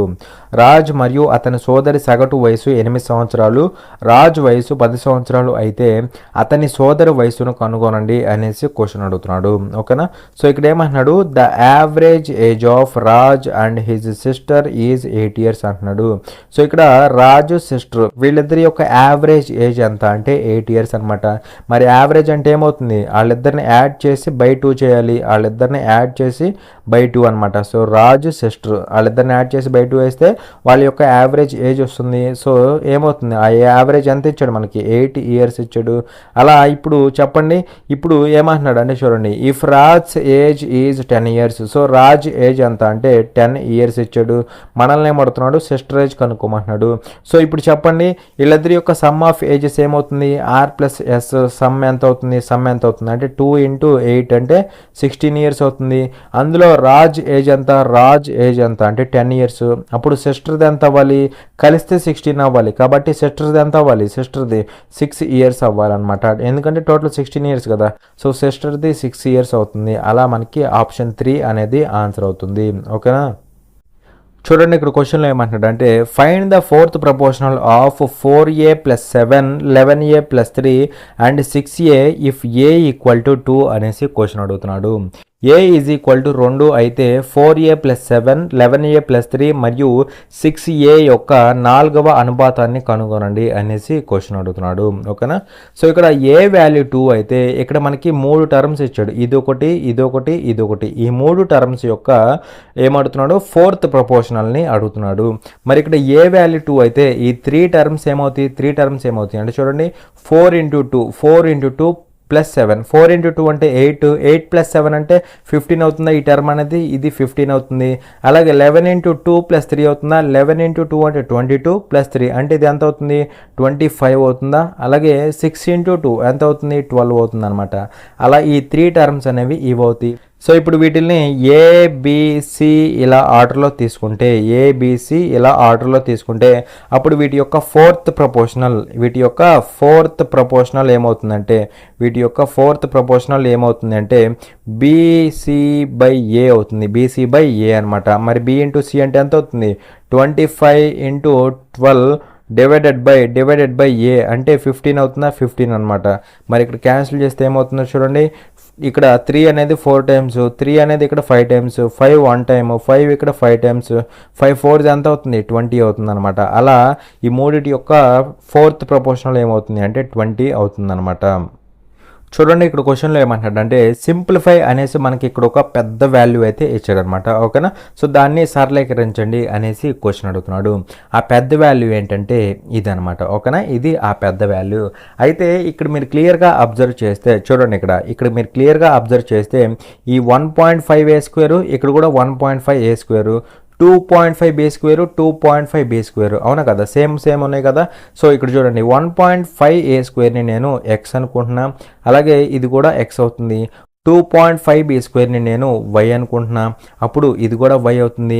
అంటే ఇది ఎలా ఉంది, ఎక్స్ మైనస్ వై ఫామ్లో ఉంది, ఇంటూ ఎక్స్ ప్లస్ వై ఫామ్లో ఉంది. మరి X minus Y into X plus Y అంటే X square minus Y square అవుతుంది, అవునా కదా, X square minus Y square అవుతుంది. ఎక్స్ అంటే ఎంత 1.5 ఏ స్క్వేరా, ఎక్స్ అంటే 1.5 ఏ స్క్వేరు, దానికి స్క్వేర్ వచ్చింది అనమాట. ఓకేనా, దానికి స్క్వేర్ వస్తుంది. మైనస్ వై స్క్వేర్ అంటే వై అంటే ఎంత 2.5 బీ స్క్వేరా, 2.5 బీ స్క్వేర్ అనమాట, దానికి స్క్వేర్ వస్తుంది. ప్లస్ ఇక్కడ 6.25 ఏబీ కామన్ అనమాట, 6.25 ఏబీ అనేది కామన్. మరి ఇక్కడ మీరు క్లియర్గా అబ్జర్వ్ చేస్తే ఇక్కడ దీన్ని స్ప్లిట్ చేస్తే ఏమవుతుంది 1.5 హోల్ స్క్వేర్ ఇంటూ ఏ స్క్వేర్ హోల్ స్క్వేర్ అవుతుంది అనమాట. మరి 1.5 హోల్ స్క్వేర్ అంటే ఎంత అవుతుంది, 15 స్క్వేర్ చేస్తే 225 అవుతుందా, 225 అవుతుంది అనమాట. ఎంత అవుతుంది 225 అవుతుంది అనమాట. కానీ ఇది 15 కాదు 1.5. మరి ఇక్కడ పాయింట్ తర్వాత 1 డిజిట్ ఉంది, స్క్వేర్ చేస్తే పాయింట్ తర్వాత 2 డిజిట్స్ రావాలన్నమాట, టూ డిజిట్స్ రావాలన్నమాట, అవునా. అంటే ఇక్కడ పాయింట్ ఎక్కడ వస్తుంది, ఇక్కడ వస్తుంది అనమాట. అలాగే ఇక్కడ ఏ స్క్వేర్ హోల్ స్క్వేర్ అంటే ఏ పవర్ 4 అవుతుంది, మైనస్ ఇక్కడ 25 హోల్ స్క్వేర్ అవుతుందా, 25 హోల్ స్క్వేర్ అంటే 625 అవుతుందా, 625. కానీ పాయింట్ తర్వాత 1 డిజిట్ స్క్వేర్ అవుతుంది కాబట్టి 2 డిజిట్స్ రావాలన్నమాట, అవునా. అంటే పాయింట్ ఇక్కడ ఉంటుంది. బీ స్క్వేర్ హోల్ స్క్వేర్ అంటే బీ పవర్ 4 అనమాట. ప్లస్ ఇదేమవుతుంది 6.25 ఏబీ అలానే ఉంటుంది. సో ఫైనల్గా ఇది రిజల్ట్ అనమాట. మరి ఇక్కడ 2.25 A power 4, 2.25 A power 4 minus 6.25 B power 4 plus ఇదిగోండి ఇది ఆప్షన్ అవుతుంది అనమాట. ఓకేనా, అలా ఫోర్త్ ఆప్షన్ అనేది మనకి దీనికి సెట్ అవుతుంది అనమాట. ఓకేనా, చూడండి ఇక్కడ క్వశ్చన్లో ఏమంటాడంటే if the selling price of an almirah is doubled, profit is triple, find the profit percentage అనేసి క్వశ్చన్ అడుగుతున్నాడు. ఒక అల్మిరా అమ్మకపు ధర రెట్టింపు అయితే లాభం 3 రెట్లు పెరుగుతుంది, లాభ శాతాన్ని కనుగొనండి అనేసి క్వశ్చన్ అడుగుతున్నాడు. ఓకేనా, ఇక్కడ ఏమంటున్నాడంటే చూడండి, if the selling price of an almirah is doubled అనమాట. సో సెల్లింగ్ ప్రైస్ ఏమైంది, డబుల్ అయింది. అంటే ఇనీషియల్ సెల్లింగ్ ప్రైస్ అనేది సే ఫర్ ఎగ్జాంపుల్ ఎస్పీ అనుకుంటే ఇప్పుడు ఏమైంది, అది కాస్త 2SP అయిందనమాట, ఎందుకంటే డబుల్ అయిందనమాట. ఓకేనా, డబుల్ అయింది. అలా ప్రజెంట్ ఉన్న సెల్లింగ్ ప్రైస్ ఇది, ఇనీషియల్ సెల్లింగ్ ప్రైస్ ఏమో ఇది అనమాట. అర్థమైంది కదా. అలాగే ఇక్కడ ఏమంటున్నాడు ప్రాఫిట్ ఈజ్ ట్రిపుల్డ్ అనమాట. సో సెల్లింగ్ ప్రైస్ అనేది డబుల్ అయితే ప్రాఫిట్ ఏమవుతుంది, ట్రిపుల్ అవుతుంది అనమాట. అంటే ఇనీషియల్ ప్రాఫిట్ అనేది P అనుకుంటే ఇప్పుడు ఏమవుతుంది, ట్రిపుల్ అవుతుంది. అంటే ఇప్పుడు 3P అవుతుంది అనమాట. ఓకేనా, 3P అవుతుంది. మరి ఇక్కడ చెప్పండి, ప్రాఫిట్ ఉంది, సెల్లింగ్ ప్రైస్ ఉంది. సో ఇక్కడ ప్రాఫిట్ అంటే ఏమవుతుందంటే selling price minus cost price అనమాట. ఓకేనా, కాస్ట్ ప్రైస్ అనమాట, selling price minus cost price, అవునా. మరి ఇక్కడ ప్రాఫిట్ ఉంది, ఇక్కడ సెల్లింగ్ ప్రైస్ ఉంది. సో ఇక్కడ ప్రాఫిట్ ఈజ్ ఈక్వల్ టు ఏమవుతుంది, ఇక్కడ selling price minus cost price అనమాట. కాస్ట్ ప్రైస్ ఎక్కడా మారదు, ఎందుకంటే సేమ్ అల్మిరా కదా. సో కాస్ట్ ప్రైస్ అనేది CP గానే ఉంటుంది. కానీ ప్రాఫిట్, సెల్లింగ్ ప్రైస్ ఇవి మారుతున్నాయి. ఇక్కడ ప్రాఫిట్ ఏంటి 3P అనమాట, ఇక్కడ ప్రాఫిట్ 3P. అలాగే సెల్లింగ్ ప్రైస్ ఏంటి 2SP అనమాట. అర్థమైందా. సో ఇది మీరు గుర్తుపెట్టుకోవాలి, అవునా కదా. మరి ఇక్కడ P బదులు నేను ఇది పెట్టొచ్చా, SP మైనస్ CP పెట్టొచ్చా. సో 3 టైమ్స్ ఆఫ్ P బదులు SP మైనస్ CP పెడతాను. ఇజ్ ఈక్వల్ టు ఏమవుతుంది 2SP మైనస్ CP అవుతుందా, 2SP మైనస్ CP అవుతుంది అనమాట. సో ఇక్కడ చూస్తే ఇదేమవుతుందంటే 3SP మైనస్ 3CP అవుతుందా, 3CP is equal to 2SP minus CP అవుతుందా, మైనస్ CP అనమాట. మరి ఇక్కడ చూస్తే ఏమవుతుందంటే ఆ 2SP ఇటు పట్టుకురా, మైనస్ 3CP అటు పట్టుకెళ్ళు. 3SP మైనస్ 2SP అంటే ఎంత అవుతుంది, SP అవుతుందా, సెల్లింగ్ ప్రైస్ SP అవుతుంది. ఇజ్ ఈక్వల్ టు ఇది అటు వెళ్తే ప్లస్ 3CP అవుతుందా, ప్లస్ 3CP మైనస్ CP అంటే ఎంత అవుతుంది 2CP అవుతుంది అనమాట, 2CP. సో ఇక్కడ చూస్తే సెల్లింగ్ ప్రైస్కి కాస్ట్ ప్రైస్కి రేషియో వస్తుందా, సెల్లింగ్ ప్రైస్కి కాస్ట్ ప్రైస్కి రేషియో వస్తుంది. రేషియో ఎంత అవుతుందంటే ఇది ఇటు వస్తే 2:1 అవుతుందా, 2:1 అనమాట. అంటే ఇక్కడ దీన్ని బట్టి ఏం చెప్పుకోవచ్చు అంటే కాస్ట్ ప్రైస్ అనేది 1 రూపీ అనుకుంటే సెల్లింగ్ ప్రైస్ అనేది 2 రూపీస్ అనమాట. మనల్ని అడుగుతుంది ఏంటి, ప్రాఫిట్ పర్సంటేజ్ అడుగుతున్నాడు, ప్రాఫిట్ పర్సంటేజ్. మరి కాస్ట్ ప్రైస్ 1 రూపీ ఉంది, సెల్లింగ్ ప్రైస్ 2 రూపీస్ ఉంది. సో 1 ఉండాల్సింది 2 కమ్మేమంటే ప్రాఫిట్ ఎంత వచ్చినట్టు, ప్రాఫిట్ అనేది 1 రూపీ వచ్చినట్టు. ఎంత మీద అంటే కాస్ట్ ప్రైస్ మీద, అంటే 1 రూపీ మీద 1 రూపీ ప్రాఫిట్ వచ్చినట్టు అనమాట. పర్సంటేజ్ కదా, ఇంటూ 100 చేయాలన్నమాట. ఇంటూ 100 చేస్తే ఎంత పర్సంటేజ్ అవుతుంది, 100% అవుతుంది. అలా మనకి ప్రాఫిట్ పర్సంటేజ్ ఎంత అంటే 100%. ఓకేనా. సో అలా మనకి ఆప్షన్ 4 అనేది ఆన్సర్ అవుతుంది. అర్థమైందా. ఇక్కడ ఇది ప్రాఫిట్, అదేవిధంగా ఇది సెల్లింగ్ ప్రైస్ అనమాట, ఇది సెల్లింగ్ ప్రైస్. సో ప్రాఫిట్ అంటే ఏమవుతుంది, ప్రాఫిట్ అంటే selling price minus cost price ఇక్కడ మారదనమాట. ఓకేనా. కానీ సెల్లింగ్ ప్రైస్ ప్రాఫిట్ అనేవి మారినాయి అనమాట. సెల్లింగ్ ప్రైస్ ఏమో డబుల్ అయింది, ప్రాఫిట్ ఏమో ట్రిపుల్ అయింది అనమాట. ఓకేనా. సో ఇక్కడ ఈ క్వశ్చన్లోకి వెళ్ళే ముందు చిన్న కరెక్షన్ ఒకటి ఉందన్నమాట. ఏంటి ఆ కరెక్షన్ అంటే, ఇక్కడ ఈ కరెక్షన్ అనేది, ఈ మిస్టేక్ అనేది ఎక్కడ జరిగిందంటే వాడు క్వశ్చన్ పేపర్ ఇచ్చేటప్పుడే మిస్టేక్ జరిగిందనమాట. ఓకేనా. పైనుంచి వచ్చేటప్పుడే మిస్టేక్ జరిగింది. ఏంటి ఆ మిస్టేక్ అంటే, ఇక్కడ ఏమి ఇచ్చాడంటే 2014-15 ఇచ్చాడనమాట. కానీ అది ఎగ్జాక్ట్లీ ఏంటంటే 2015-2016 అనమాట, 2015-2016 అనమాట. ఇలా తీసుకుంటేనే మనకి ఆన్సర్స్ అనేవి వస్తాయి అనమాట. మీరు కనుక 14-15 తీసుకున్నారనుకోండి, అప్పుడు ఆన్సర్స్ అనేవి రావన్నమాట. ఇది మీరు గుర్తుపెట్టుకోవాల్సిన మెయిన్ థింగ్ హియర్. ఓకేనా. సో చూడండి, ఇప్పుడు క్వశ్చన్లోకి వెళ్ళిపోదాం. ఇక్కడ ఏమంటున్నాడు, the following line graph shows the number of admissions of students in thousands in 6 different districts ABCDE and F in 3 consecutive years 2014, 2015 and 2016. Study the graph and answer the question అనేసి అంటున్నాడు. కింది line graph 6 వేర్వేరు జిల్లాలు ABCDE మరియు Fలలో వరుసగా 3 సంవత్సరాలలో 2014, 2015 మరియు 2016లో విద్యార్థుల అడ్మిషన్ల సంఖ్యను వేలలో చూపిస్తుంది. గ్రాఫ్ను అధ్యయనం చేసి ప్రశ్నకు సమాధానం ఇవ్వండి అనేసి క్వశ్చన్ అడుగుతున్నాడు. ఓకేనా. సో ఇక్కడ మనకి డేటా ఇచ్చాడు కదా, ఇదేముండదు, సింపుల్గానే ఉంటుంది, జాగ్రత్తగా అబ్జర్వ్ చేయండి. ఓకేనా. సో ఇక్కడ ఏమన్నాడు, ABCDEF ఇవన్నీ ఏంటి, డిఫరెంట్ డిస్ట్రిక్ట్స్ అనమాట. ఇవన్నీ కూడా 6 జిల్లాలు అనమాట. ఓకేనా. అలాగే ఇక్కడ 2014, 2015, 2016 అనమాట, ఇవి ఇయర్స్ అనమాట. ఓకేనా. అలాగే ఇక్కడ 2014 అంటే ఈ బ్లూ కలర్లో కనపడుతుంది కదా, ఇదంతా 2014కి సంబంధించిన డేటా అనమాట. అంటే సింపుల్గా 2014లో ఎంతమంది అయితే అడ్మిషన్ తీసుకున్నారో వాళ్ళకి సంబంధించిన డేటా అనమాట. అలాగే ఆరెంజ్ కలర్లో కనపడుతుంది కదా, అదేంటంటే 2015లో ఎంతమంది అయితే అడ్మిషన్ తీసుకున్నారో వాళ్ళకి సంబంధించిన డేటా అనమాట. అలాగే ఇక్కడ ఈ గ్రే కలర్లో కనపడుతుంది చూసారా, అదేంటంటే 2016లో ఎంతమంది అయితే అడ్మిషన్ తీసుకున్నారో వాళ్ళకి సంబంధించిన డేటా అనమాట. ఓకేనా.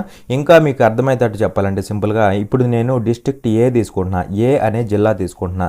ఈ జిల్లాలో 2014లో ఎంతమంది అడ్మిషన్ తీసుకున్నారంటే ఏమని చెప్పాలి నేను, 2014 అంటే ఏంటి, 2014 అంటే బ్లూ లైన్ అనమాట. ఇదిగోండి బ్లూ లైన్, ఇదిగోండి 280 మెంబర్స్ ఉన్నారనమాట. అంటే డిస్ట్రిక్ట్ A నుంచి 2014లో ఎంతమంది అడ్మిషన్ తీసుకున్నారంటే 280 మెంబర్స్ అయితే అడ్మిషన్ తీసుకున్నారు. కానీ ఇది నిజానికి 280 కాదనమాట. ఈ డేటా ఎలా ఉంది, ఇన్ థౌజండ్స్, వేలల్లో ఉందన్నమాట. అంటే 280,000 అనమాట. అంటే 2,80,000 అవుతుందన్నమాట. అలా డిస్ట్రిక్ట్ A నుంచి 2,80,000 మంది అడ్మిషన్ తీసుకున్నారు. అర్థమైంది డేటా అనేది. అలాగే సే ఫర్ ఎగ్జాంపుల్ ఇప్పుడు D అనే డిస్ట్రిక్ట్ తీసుకుంటున్నాం. ఇందులో 2015లో ఎంతమంది అడ్మిషన్ తీసుకున్నారంటే నేనేం చెప్పాలి, చెప్పాలంటే D 2015 అంటే ఇదేనా కాదా, ఆరెంజ్ కలర్ అయినా కాదా, ఇదనమాట. సో D అనే డిస్ట్రిక్ట్లో 180 మంది అయితే అడ్మిషన్ తీసుకున్నారు. ఎప్పుడు 2015లో అనమాట. అలా డేటా అర్థమైంది కదా, డేటా అర్థమైంది అనమాట. సో ఇక్కడ చూడండి, ఇక్కడ క్వశ్చన్ ఇచ్చాడు. ఏంటి ఆ క్వశ్చన్ అంటే చూడండి, what is the difference between the total number of admissions in district B for the given 3 years and the total number of admissions in district A for the 2 consecutive years 2015 and 2016 అంటున్నాడు. తెలుగులో ఏమంటున్నాడు, ఇచ్చిన 3 సంవత్సరాలకు జిల్లా Bలో మొత్తం అడ్మిషన్ల సంఖ్యకు మరియు వరుస సంవత్సరాలలో అంటే 2015 మరియు 2016లో జిల్లా Eలో మొత్తం అడ్మిషన్ల సంఖ్యకు మధ్య తేడా ఏమిటి అనేసి క్వశ్చన్ అడుగుతున్నాడు. ఓకేనా. అంటే సింపుల్గా ఇక్కడ మనల్ని ఏమడుతున్నాడు అంటే డిఫరెన్స్ అడుగుతున్నాడు. దేనికి మధ్య డిఫరెన్స్ అడుగుతున్నాడు అంటే ఇదిగోండి ఫస్ట్ ఇచ్చాడు కదా ఈ స్టేట్మెంట్కి, అలాగే సెకండ్ ఇచ్చాడు కదా ఈ స్టేట్మెంట్కి, ఈ రెండింటికి మధ్య డిఫరెన్స్ అడుగుతున్నాడు అనమాట. ఓకేనా. సో అది క్యాలిక్యులేట్ చేసే ముందు అసలు ఈ మాటలు ఏంటి అనేసి మనం తెలుసుకోవాలన్నమాట. మరి ఇక్కడ చూడండి, ఇక్కడ ఏమంటున్నాడు, total number of admissions in district B అంటున్నాడు. డిస్ట్రిక్ట్ బి అంటే ఇదేనా కాదా, ఇదనమాట. ఎప్పుడు ఫర్ ద గివెన్ 3 ఇయర్స్ 3 సంవత్సరాలు కలిపి తీసుకోవాలన్నమాట. డిస్ట్రిక్ట్ బిలో 3 సంవత్సరాలు కలిపి ఎన్ని అడ్మిషన్లు జరిగాయో అది తెలుసుకోవాలి. సో ఇక్కడ చూస్తే మనకి 3 సంవత్సరాలు అంటే ఈ 3 తీసుకోవాలన్నమాట. ఈ 3 తీసుకోవాలి, ఎందుకంటే 3 సంవత్సరాలకు కదా, 14, 15, 16కి తీసుకోవాలి కదా. సో అలా ఇవి 3 సంవత్సరాలకు సంబంధించిన డేటా అవుతుంది అనమాట. అలా ఇది ఫస్ట్ కేసుకు సంబంధించి. ఓకేనా. అలాగే సెకండ్ కేసు ఏమంటున్నాడు, the total number of admissions in district E. District E అంటే ఇదిగోండి ఇది అనమాట. ఓకేనా. So total number of admissions in district E for the 2 consecutive years 2015 and 16. 2015 and 16. ఇక్కడ 2015, 16 తీసుకోవాలన్నమాట. ఇక్కడ 3 సంవత్సరాలు అన్నాడు కాబట్టి ఈ 3 సంవత్సరాలది తీసుకున్నాం. బట్ ఇక్కడ 2015, 16 తీసుకోవాలి. 2015 అంటే ఇదిగోండి ఆరెంజ్ కలర్, 2016 అంటే ఇదిగోండి గ్రే కలర్. సో ఈ రెండు మాత్రమే తీసుకోవాలి. ఒకవేళ 3 సంవత్సరాలు అంటే ఇది కూడా యాడ్ చేస్తాం, బట్ ఇక్కడ లేదు కదా, సో ఇది వదిలేసేయండి. సో ఇప్పుడు ఇది కూడా వచ్చింది, ఈ రెండింటికి మధ్య డిఫరెన్స్ అడుగుతున్నాడు అనమాట. సో ఈ వాల్యూకి మధ్య డిఫరెన్స్ ఎంత అనేసి అడుగుతున్నాడు. మరి ఇక్కడ ఈ వాల్యూ అంతా ఏమవుతుంది, మొత్తం కలిపితే ఎంత అవుతుందంటే 120, 80, 200 ఇది ఎంత అవుతుంది 140 అంటే 340 అవుతుందా. సో 340కి అదేవిధంగా ఇక్కడ యాడ్ చేస్తే ఎంత అవుతుంది 210, 150 ఎంత అవుతుంది 360 అనమాట. సో ఈ రెండింటి మధ్య డిఫరెన్స్ కనుక్కోవాలి. మరి ఈ రెండింటి మధ్య డిఫరెన్స్ అంటే ఎంత అవుతుంది 20 అవుతుంది. మళ్ళీ -20 అనకూడదు, జస్ట్ డిఫరెన్స్ అనమాట. ఎంత అంటే 20 అనమాట. ఓకేనా. ఇక్కడ మనకి ఎగ్జాక్ట్ క్వశ్చన్ పేపర్లో ఏమి ఇచ్చాడు అంటే 2014 అండ్ 2015 అన్నాడు. 2014, 15 అయితే ఆన్సర్ రాదనమాట. ఓకేనా. 2014, 15 అంటే ఆన్సర్ రాదనమాట. కావాలని చూసుకోండి, ఇక్కడ ఈలో 2014, 15 అంటే ఈ రెండు తీసుకోవాలన్నమాట. మరి ఈ రెండు తీసుకుంటే 280, 210 ఎంత అవుతుంది, ఇక్కడ ఈ వాల్యూ అనేది 490 వచ్చింది. మరి 340కి 490కి డిఫరెన్స్ ఎంత అవుతుంది, డిఫరెన్స్ అంటే 150 అవుతుంది కదా. మరి 150 ఉందా, లేదు కదా. కాబట్టి అది రాంగ్ అజంప్షన్ అనమాట. అది మీరు కరెక్ట్ చేసుకోవాలి. ఓకేనా. 2015, 16 తీసుకోవాలన్నమాట. చూడండి, ఇక్కడ క్వశ్చన్లో ఏమంటాడు అంటే an amount is divided between 2 friends in the ratio 2:5 if the second part is ₹6 more than the first then the initial amount is అనేసి క్వశ్చన్ అడుగుతున్నాడు. ఇద్దరు స్నేహితుల మధ్య 2:5 నిష్పత్తిలో ఒక మొత్తాన్ని విభజించారు. రెండవ భాగం మొదటి భాగం కంటే ₹6 ఎక్కువ ఉంటే ప్రారంభ మొత్తం ఎంత అనేసి క్వశ్చన్ అడుగుతున్నాడు. ఓకేనా. ఇక్కడ ఏమంటున్నాడు, an amount is divided between 2 friends in the ratio 2:5 అనమాట. సో ఇక్కడ ఇద్దరు ఫ్రెండ్స్ మధ్య కొంత అమౌంట్ని డివైడ్ చేశారు. ఎలా డివైడ్ చేశారంటే ఇన్ ద రేషియో 2:5 అనమాట. 2:5 నిష్పత్తిలో ఇద్దరు ఫ్రెండ్స్ మధ్య అమౌంట్ని అయితే డివైడ్ చేశారు. అంటే ఫస్ట్ పర్సన్కి 2 పార్ట్స్ వెళ్తుంది, అమౌంట్లో 2 పార్ట్స్ వెళ్తుంది. అలాగే సెకండ్ పర్సన్కి 5 పార్ట్స్ వెళ్తుంది అనమాట. ఓకేనా. సెకండ్ పర్సన్కి 5 పార్ట్స్ అయితే అమౌంట్ వెళ్తుంది. అలాగే ఇక్కడ ఏమన్నాడు, if the second part is ₹6 more than the first part అంటున్నాడు. అంటే సెకండ్ పార్ట్ అంటే ఇక్కడ 5 పార్ట్స్ కదా. సో ఇది ఎంత ఎక్కువ ఉంది, ఈ ఫస్ట్ పార్ట్ కంటే ₹6 ఎక్కువ ఉంది అనమాట. Second part is ₹6 more than the first part అంటున్నాడు. సో సెకండ్ పార్ట్ అంటే 5 పార్ట్స్ కదా, ఫస్ట్ పార్ట్ అంటే 2 పార్ట్స్. సెకండ్ పార్ట్ అనేది ఫస్ట్ పార్ట్ కంటే ఎంత ఎక్కువ ఉంది అంటే ₹6 ఎక్కువ ఉంది. కానీ ఇక్కడ పార్ట్స్ రూపంలో ఎంత ఎక్కువ ఉంది, 3 పార్ట్స్ ఎక్కువ ఉంది. అలా 3 పార్ట్స్ ఎక్కువ ఉంది, రూపీస్లో ₹6 ఎక్కువ ఉంది. అలా 3 పార్ట్స్ ఈక్వల్ టు ₹6 అనమాట. మనల్ని ఏమడుతున్నాడు, ఇనీషియల్ అమౌంట్ అడుగుతున్నాడు. ఇనీషియల్ అమౌంట్ ఎంత అనేసి అడుగుతున్నాడు. ఇనీషియల్ అమౌంట్ అంటే టోటల్ అమౌంట్ అనమాట. మరి ఇక్కడ టోటల్ అమౌంట్ అంటే ఎన్ని పార్ట్స్, 7 పార్ట్స్ కదా. సో ఈ 7 పార్ట్స్ అనేది మనం కనుక్కుంటే సరిపోతుంది. మరి ఇక్కడ చూడండి, ఇక్కడ ఏమవుతుంది వాల్యూ అనేది ఇది క్యాన్సిల్, ఇది క్యాన్సిల్, 3 1 టైము, 3 ఇక్కడ 2 టైమ్స్, 7 2s ఎంత అవుతుంది ₹14 అవుతుంది అనమాట. అలా మనకి ఇనీషియల్ అమౌంట్ ఎంత అవుతుంది అంటే ₹14. అర్థమైందా. సెకండ్ పార్ట్ అనేది ఫస్ట్ పార్ట్ కంటే ఎంత ఎక్కువ ఉంది, పార్ట్స్ రూపంలో 3 పార్ట్స్ ఎక్కువ ఉంది, మనీ రూపంలో ₹6. ఆ రెండు ఈక్వల్ అవుతాయి. టోటల్ అమౌంట్ కాబట్టి 7 పార్ట్స్ కనుక్కుంటే సరిపోతుంది. చూడండి, ఇక్కడ క్వశ్చన్లో ఏమంటాడు అంటే a 250 metre long train running at a speed of 100 km/h crosses another train coming from the opposite direction at a speed of 62 km per hour in 10 seconds. What is the length of the second train అనేసి question అడుగుతున్నాడు.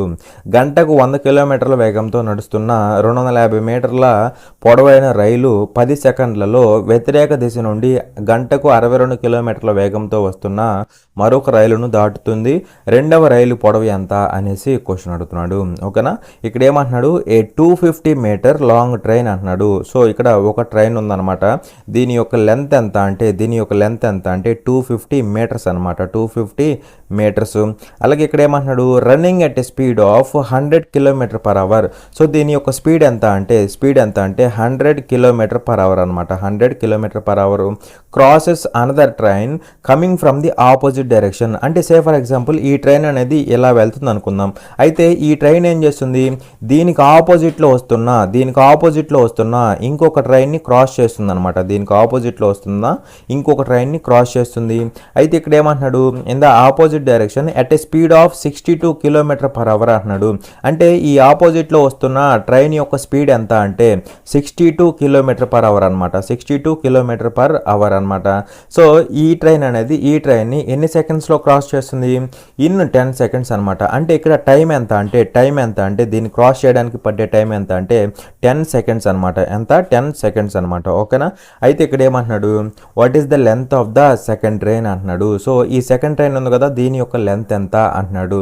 So దాని length ఎంతో మనకు తెలియదు కాబట్టి సే L metres అనుకుందాం. ఓకేనా, ఎందుకంటే ఇది మీటర్స్ కదా, సో దీన్ని కూడా మీటర్స్లో అనుకుందాం అనమాట. ఓకేనా, సో ఇక్కడ టైం ఎంత పడుతుంది, 10 సెకండ్స్ పడుతుంది. మరి ఇక్కడ చెప్పండి, ఇక్కడ లెంత్ ఉన్న ట్రైన్ అనేది ఇంకొక లెంత్ ఉన్న ట్రైన్ని క్రాస్ చేయాలి. అప్పుడు ఈ ట్రైన్ ట్రావెల్ చేయాల్సిన డిస్టెన్స్ ఎంత అవుతుందంటే ఈ రెండింటి యొక్క సమ్ ఎంత ఉందో అంత డిస్టెన్స్ ట్రావెల్ చేయాలి. ఈ రెండింటి యొక్క టోటల్ లెంత్ ఎంత ఉందో అంత డిస్టెన్స్ ఈ ట్రైన్ అనేది ట్రావెల్ చేయాల్సి ఉంటుంది. అవునా కదా?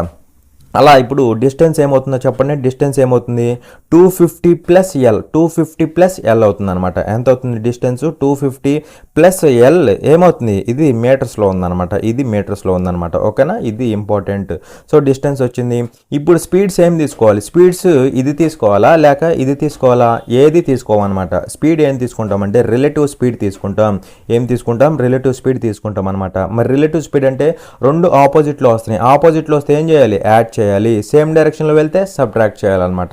సో యాడ్ చేస్తే ఎంత అవుతుంది, 162 కిలోమీటర్ పర్ అవర్ అవుతుందా, కిలోమీటర్ పర్ అవర్ అవుతుంది. కానీ ఇక్కడ మనం కనుక్కోవాల్సింది ఎల్ వాల్యూ మీటర్స్లో కనుక్కోవాలి. అలాగే ఇక్కడ ఇది సెకండ్స్లో ఉందన్నమాట. కాబట్టి మనం ఈ కిలోమీటర్ పర్ అవర్ను కూడా మీటర్ పర్ సెకండ్లోకి మార్చాలి. సో మారిస్తే ఏమవుతుందంటే చూడండి, ఏం చేయాలి, 162 ఇంటూ ఏం చేయాలి, 5/18 చేయాలి. 5/18 చేయాలి. చేస్తే ఎంత అవుతుందంటే 18 1 టైము, 18 ఇక్కడ 9 టైమ్స్. సో 9 × 5 అంటే 45 ఏమవుతుంది, మీటర్ పర్ సెకండ్ అవుతుంది అనమాట స్పీడ్ అనేది. అవునా, మరి ఇక్కడ రిలేషన్ ఉంది కదా, distance is equal to speed into time.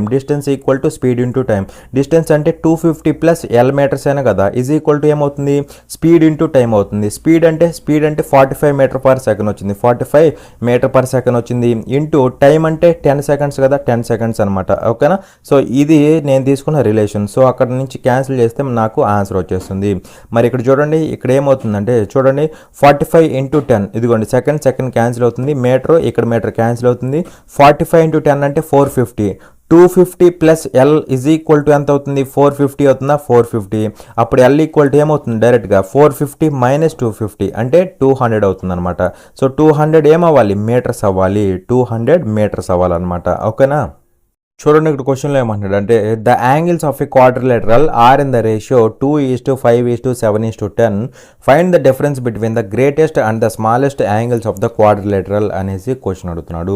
చతుర్భుజం యొక్క కోణాలు 2:5:7:10 నిష్పత్తిలో ఉంటాయి. చతుర్భుజం యొక్క అతిపెద్ద మరియు అతి చిన్న కోణాల మధ్య వ్యత్యాసాన్ని కనుగొనండి అనేసి క్వశ్చన్ అడుగుతున్నాడు. ఓకేనా, సో ఇక్కడ ఏమంటున్నాడు, the angles of a quadrilateral are in the ratio 2:5:7 7:10. So ఇక్కడ క్వాడ్రిలేటరల్ ఒకటి ఉందన్నమాట. అయితే దీని యొక్క యాంగిల్స్ అనేవి ఏ రేషియోలో ఉన్నాయి, 2:5:7:10 ఈ రేషియోలో ఉన్నాయి అనమాట. మనల్ని ఏమడుతున్నాడు, find the difference between the greatest and the smallest angles of the quadrilateral అంటున్నాడు. ఓకేనా, అంటే ఇక్కడ మనల్ని ఏమడుతున్నాడు అంటే డిఫరెన్స్ని ఫైండ్ అవుట్ చేయమంటున్నాడు. దేనికి డిఫరెన్స్ ఫైండ్ అవుట్ చేయమంటున్నాడు, దేనికంటే ఇక్కడ క్వాడ్రిలేటరల్లో గ్రేటెస్ట్ యాంగిల్ ఉంటుంది, అదేవిధంగా స్మాలెస్ట్ యాంగిల్ ఉంటుంది. ఈ గ్రేటెస్ట్ యాంగిల్కి స్మాలెస్ట్ యాంగిల్కి మధ్య డిఫరెన్స్ని ఫైండ్ అవుట్ చేయమంటున్నాడు. ఓకేనా, మరి ఇక్కడ యాంగిల్స్ అనేవి ఎలా ఉన్నాయి క్వాడ్రిలేటరల్లో, 2:5:7:10 అనమాట. సో క్వాడ్రిలేటరల్లో ఉన్న యాంగిల్స్ మొత్తాన్ని యాడ్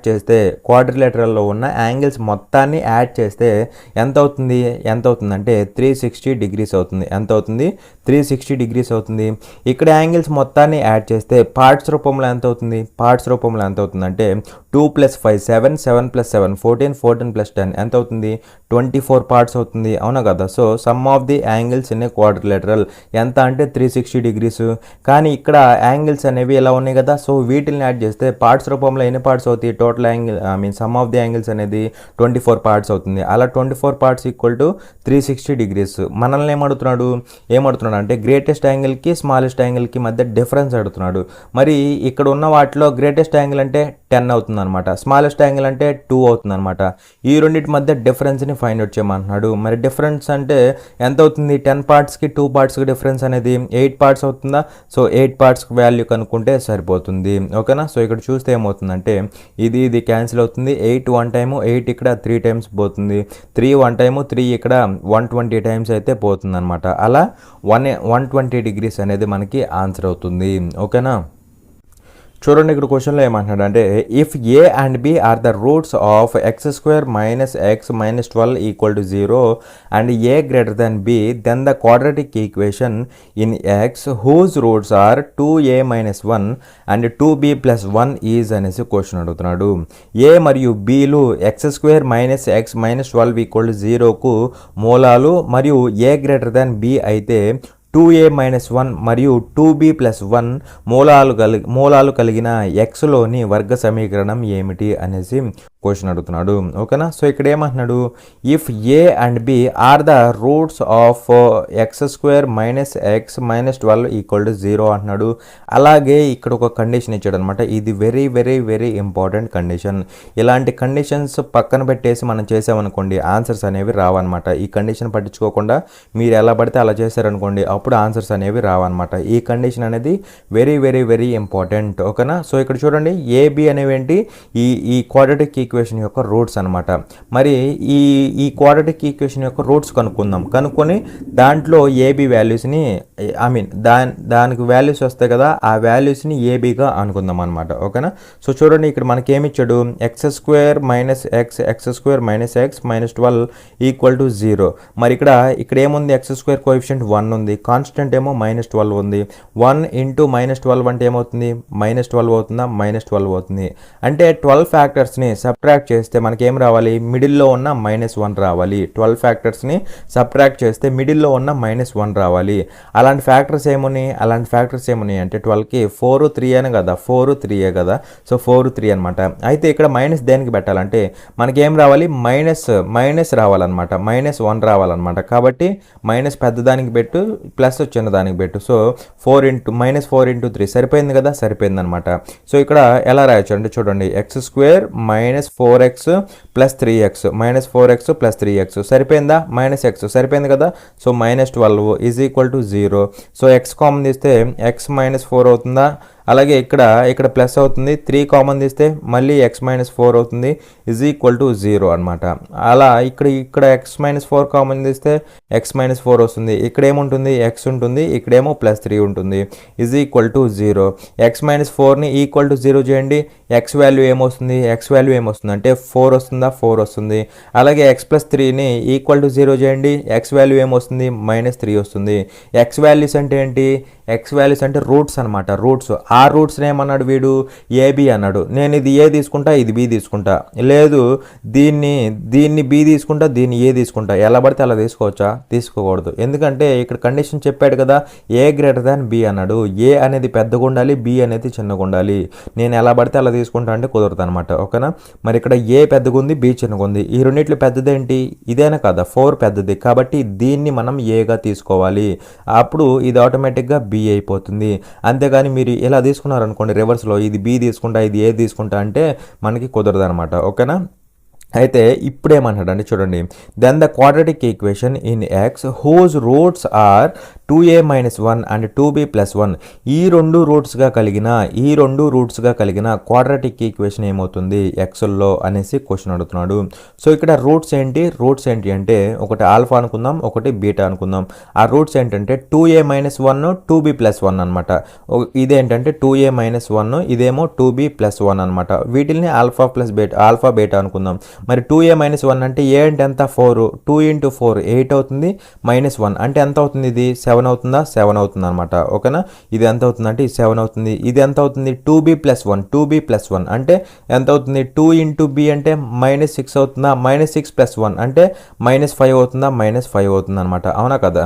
సో ఆల్ఫా వాల్యూ 7 అనుకోండి, బీటా వాల్యూ -5 అనుకోండి. ఈ ఆల్ఫా బీటాలని రూట్స్గా కలిగిన క్వాడ్రాటిక్ ఈక్వేషన్ ఏమవుతుంది అన్నాడు. మరి ఆల్ఫా బీటాలని రూట్స్గా కలిగిన క్వాడ్రాటిక్ ఈక్వేషన్ అంటే ఏమవుతుంది? x² - alpha plus beta into x plus alpha beta = 0. ఇక్కడ మీరు ఆప్షన్ వెరిఫై చేయొచ్చు, లేదంటే డైరెక్ట్గా ఇక్కడ ఈ క్వాడ్రాటిక్ ఈక్వేషన్లో సబ్స్టిట్యూట్ చేసేయచ్చు అనమాట. మరి ఇక్కడ చూడండి, ఇక్కడ సబ్స్టిట్యూట్ చేస్తే ఏమవుతుంది? x² - ఆల్ఫా ప్లస్ బీటా అంటే రెండింటిని యాడ్ చేయండి, ఎంత అవుతుంది? +2 అవుతుందా? +2 అనమాట. +2 × x. అలాగే ప్లస్ ఆల్ఫా బీటా అంటే 7 × -5 ఎంత అవుతుంది? -35 అవుతుంది. = 0 అనమాట.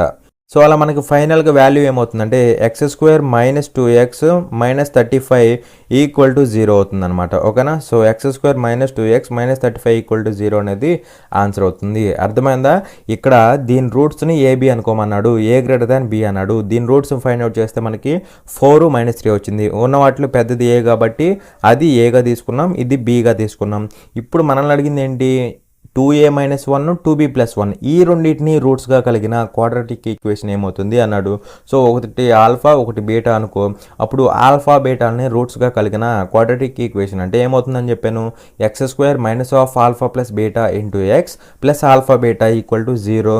ఆల్ఫా ప్లస్ బీటా అంటే యాడ్ చేయండి, +2 అవుతుంది. ఆల్ఫా బీటా అంటే -35 అవుతుంది. సో సబ్స్టిట్యూట్ చేస్తే మనకి ఏమొచ్చింది? ఆప్షన్ 4 వచ్చింది అనమాట. ఓకేనా?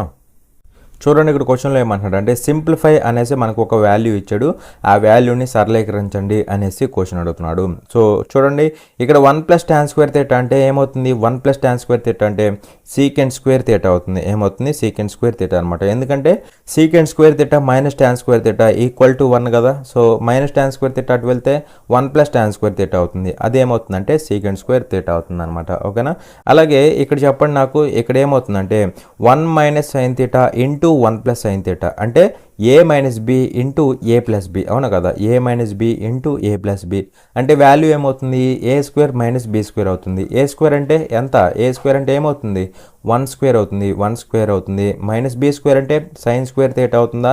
sin² θ అవుతుంది. అవునా కదా? సో ఈ sec²ని 1/cos² θగా రాసుకుంటున్నా. 1/cos² ఇంటూ ఇది 1 - sin² θ అవుతుందా?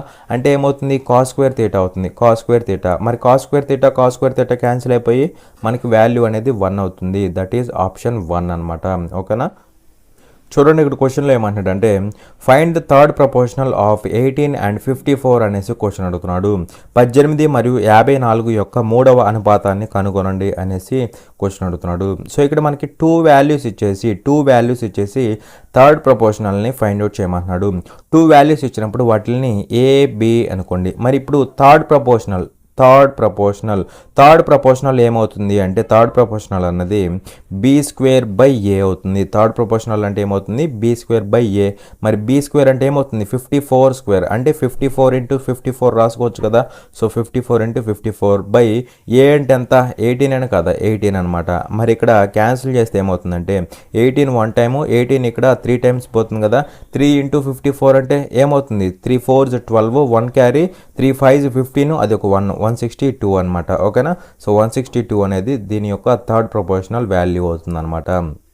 చూడండి ఇక్కడ క్వశ్చన్లో ఏమంటాడు అంటే in Munnar A travel company has 3 4-seater cars and 2 8-seater maxi cabs. The rate of each passenger for a round trip in a car is 25 rupees and for a round trip in a maxi cab is ₹20.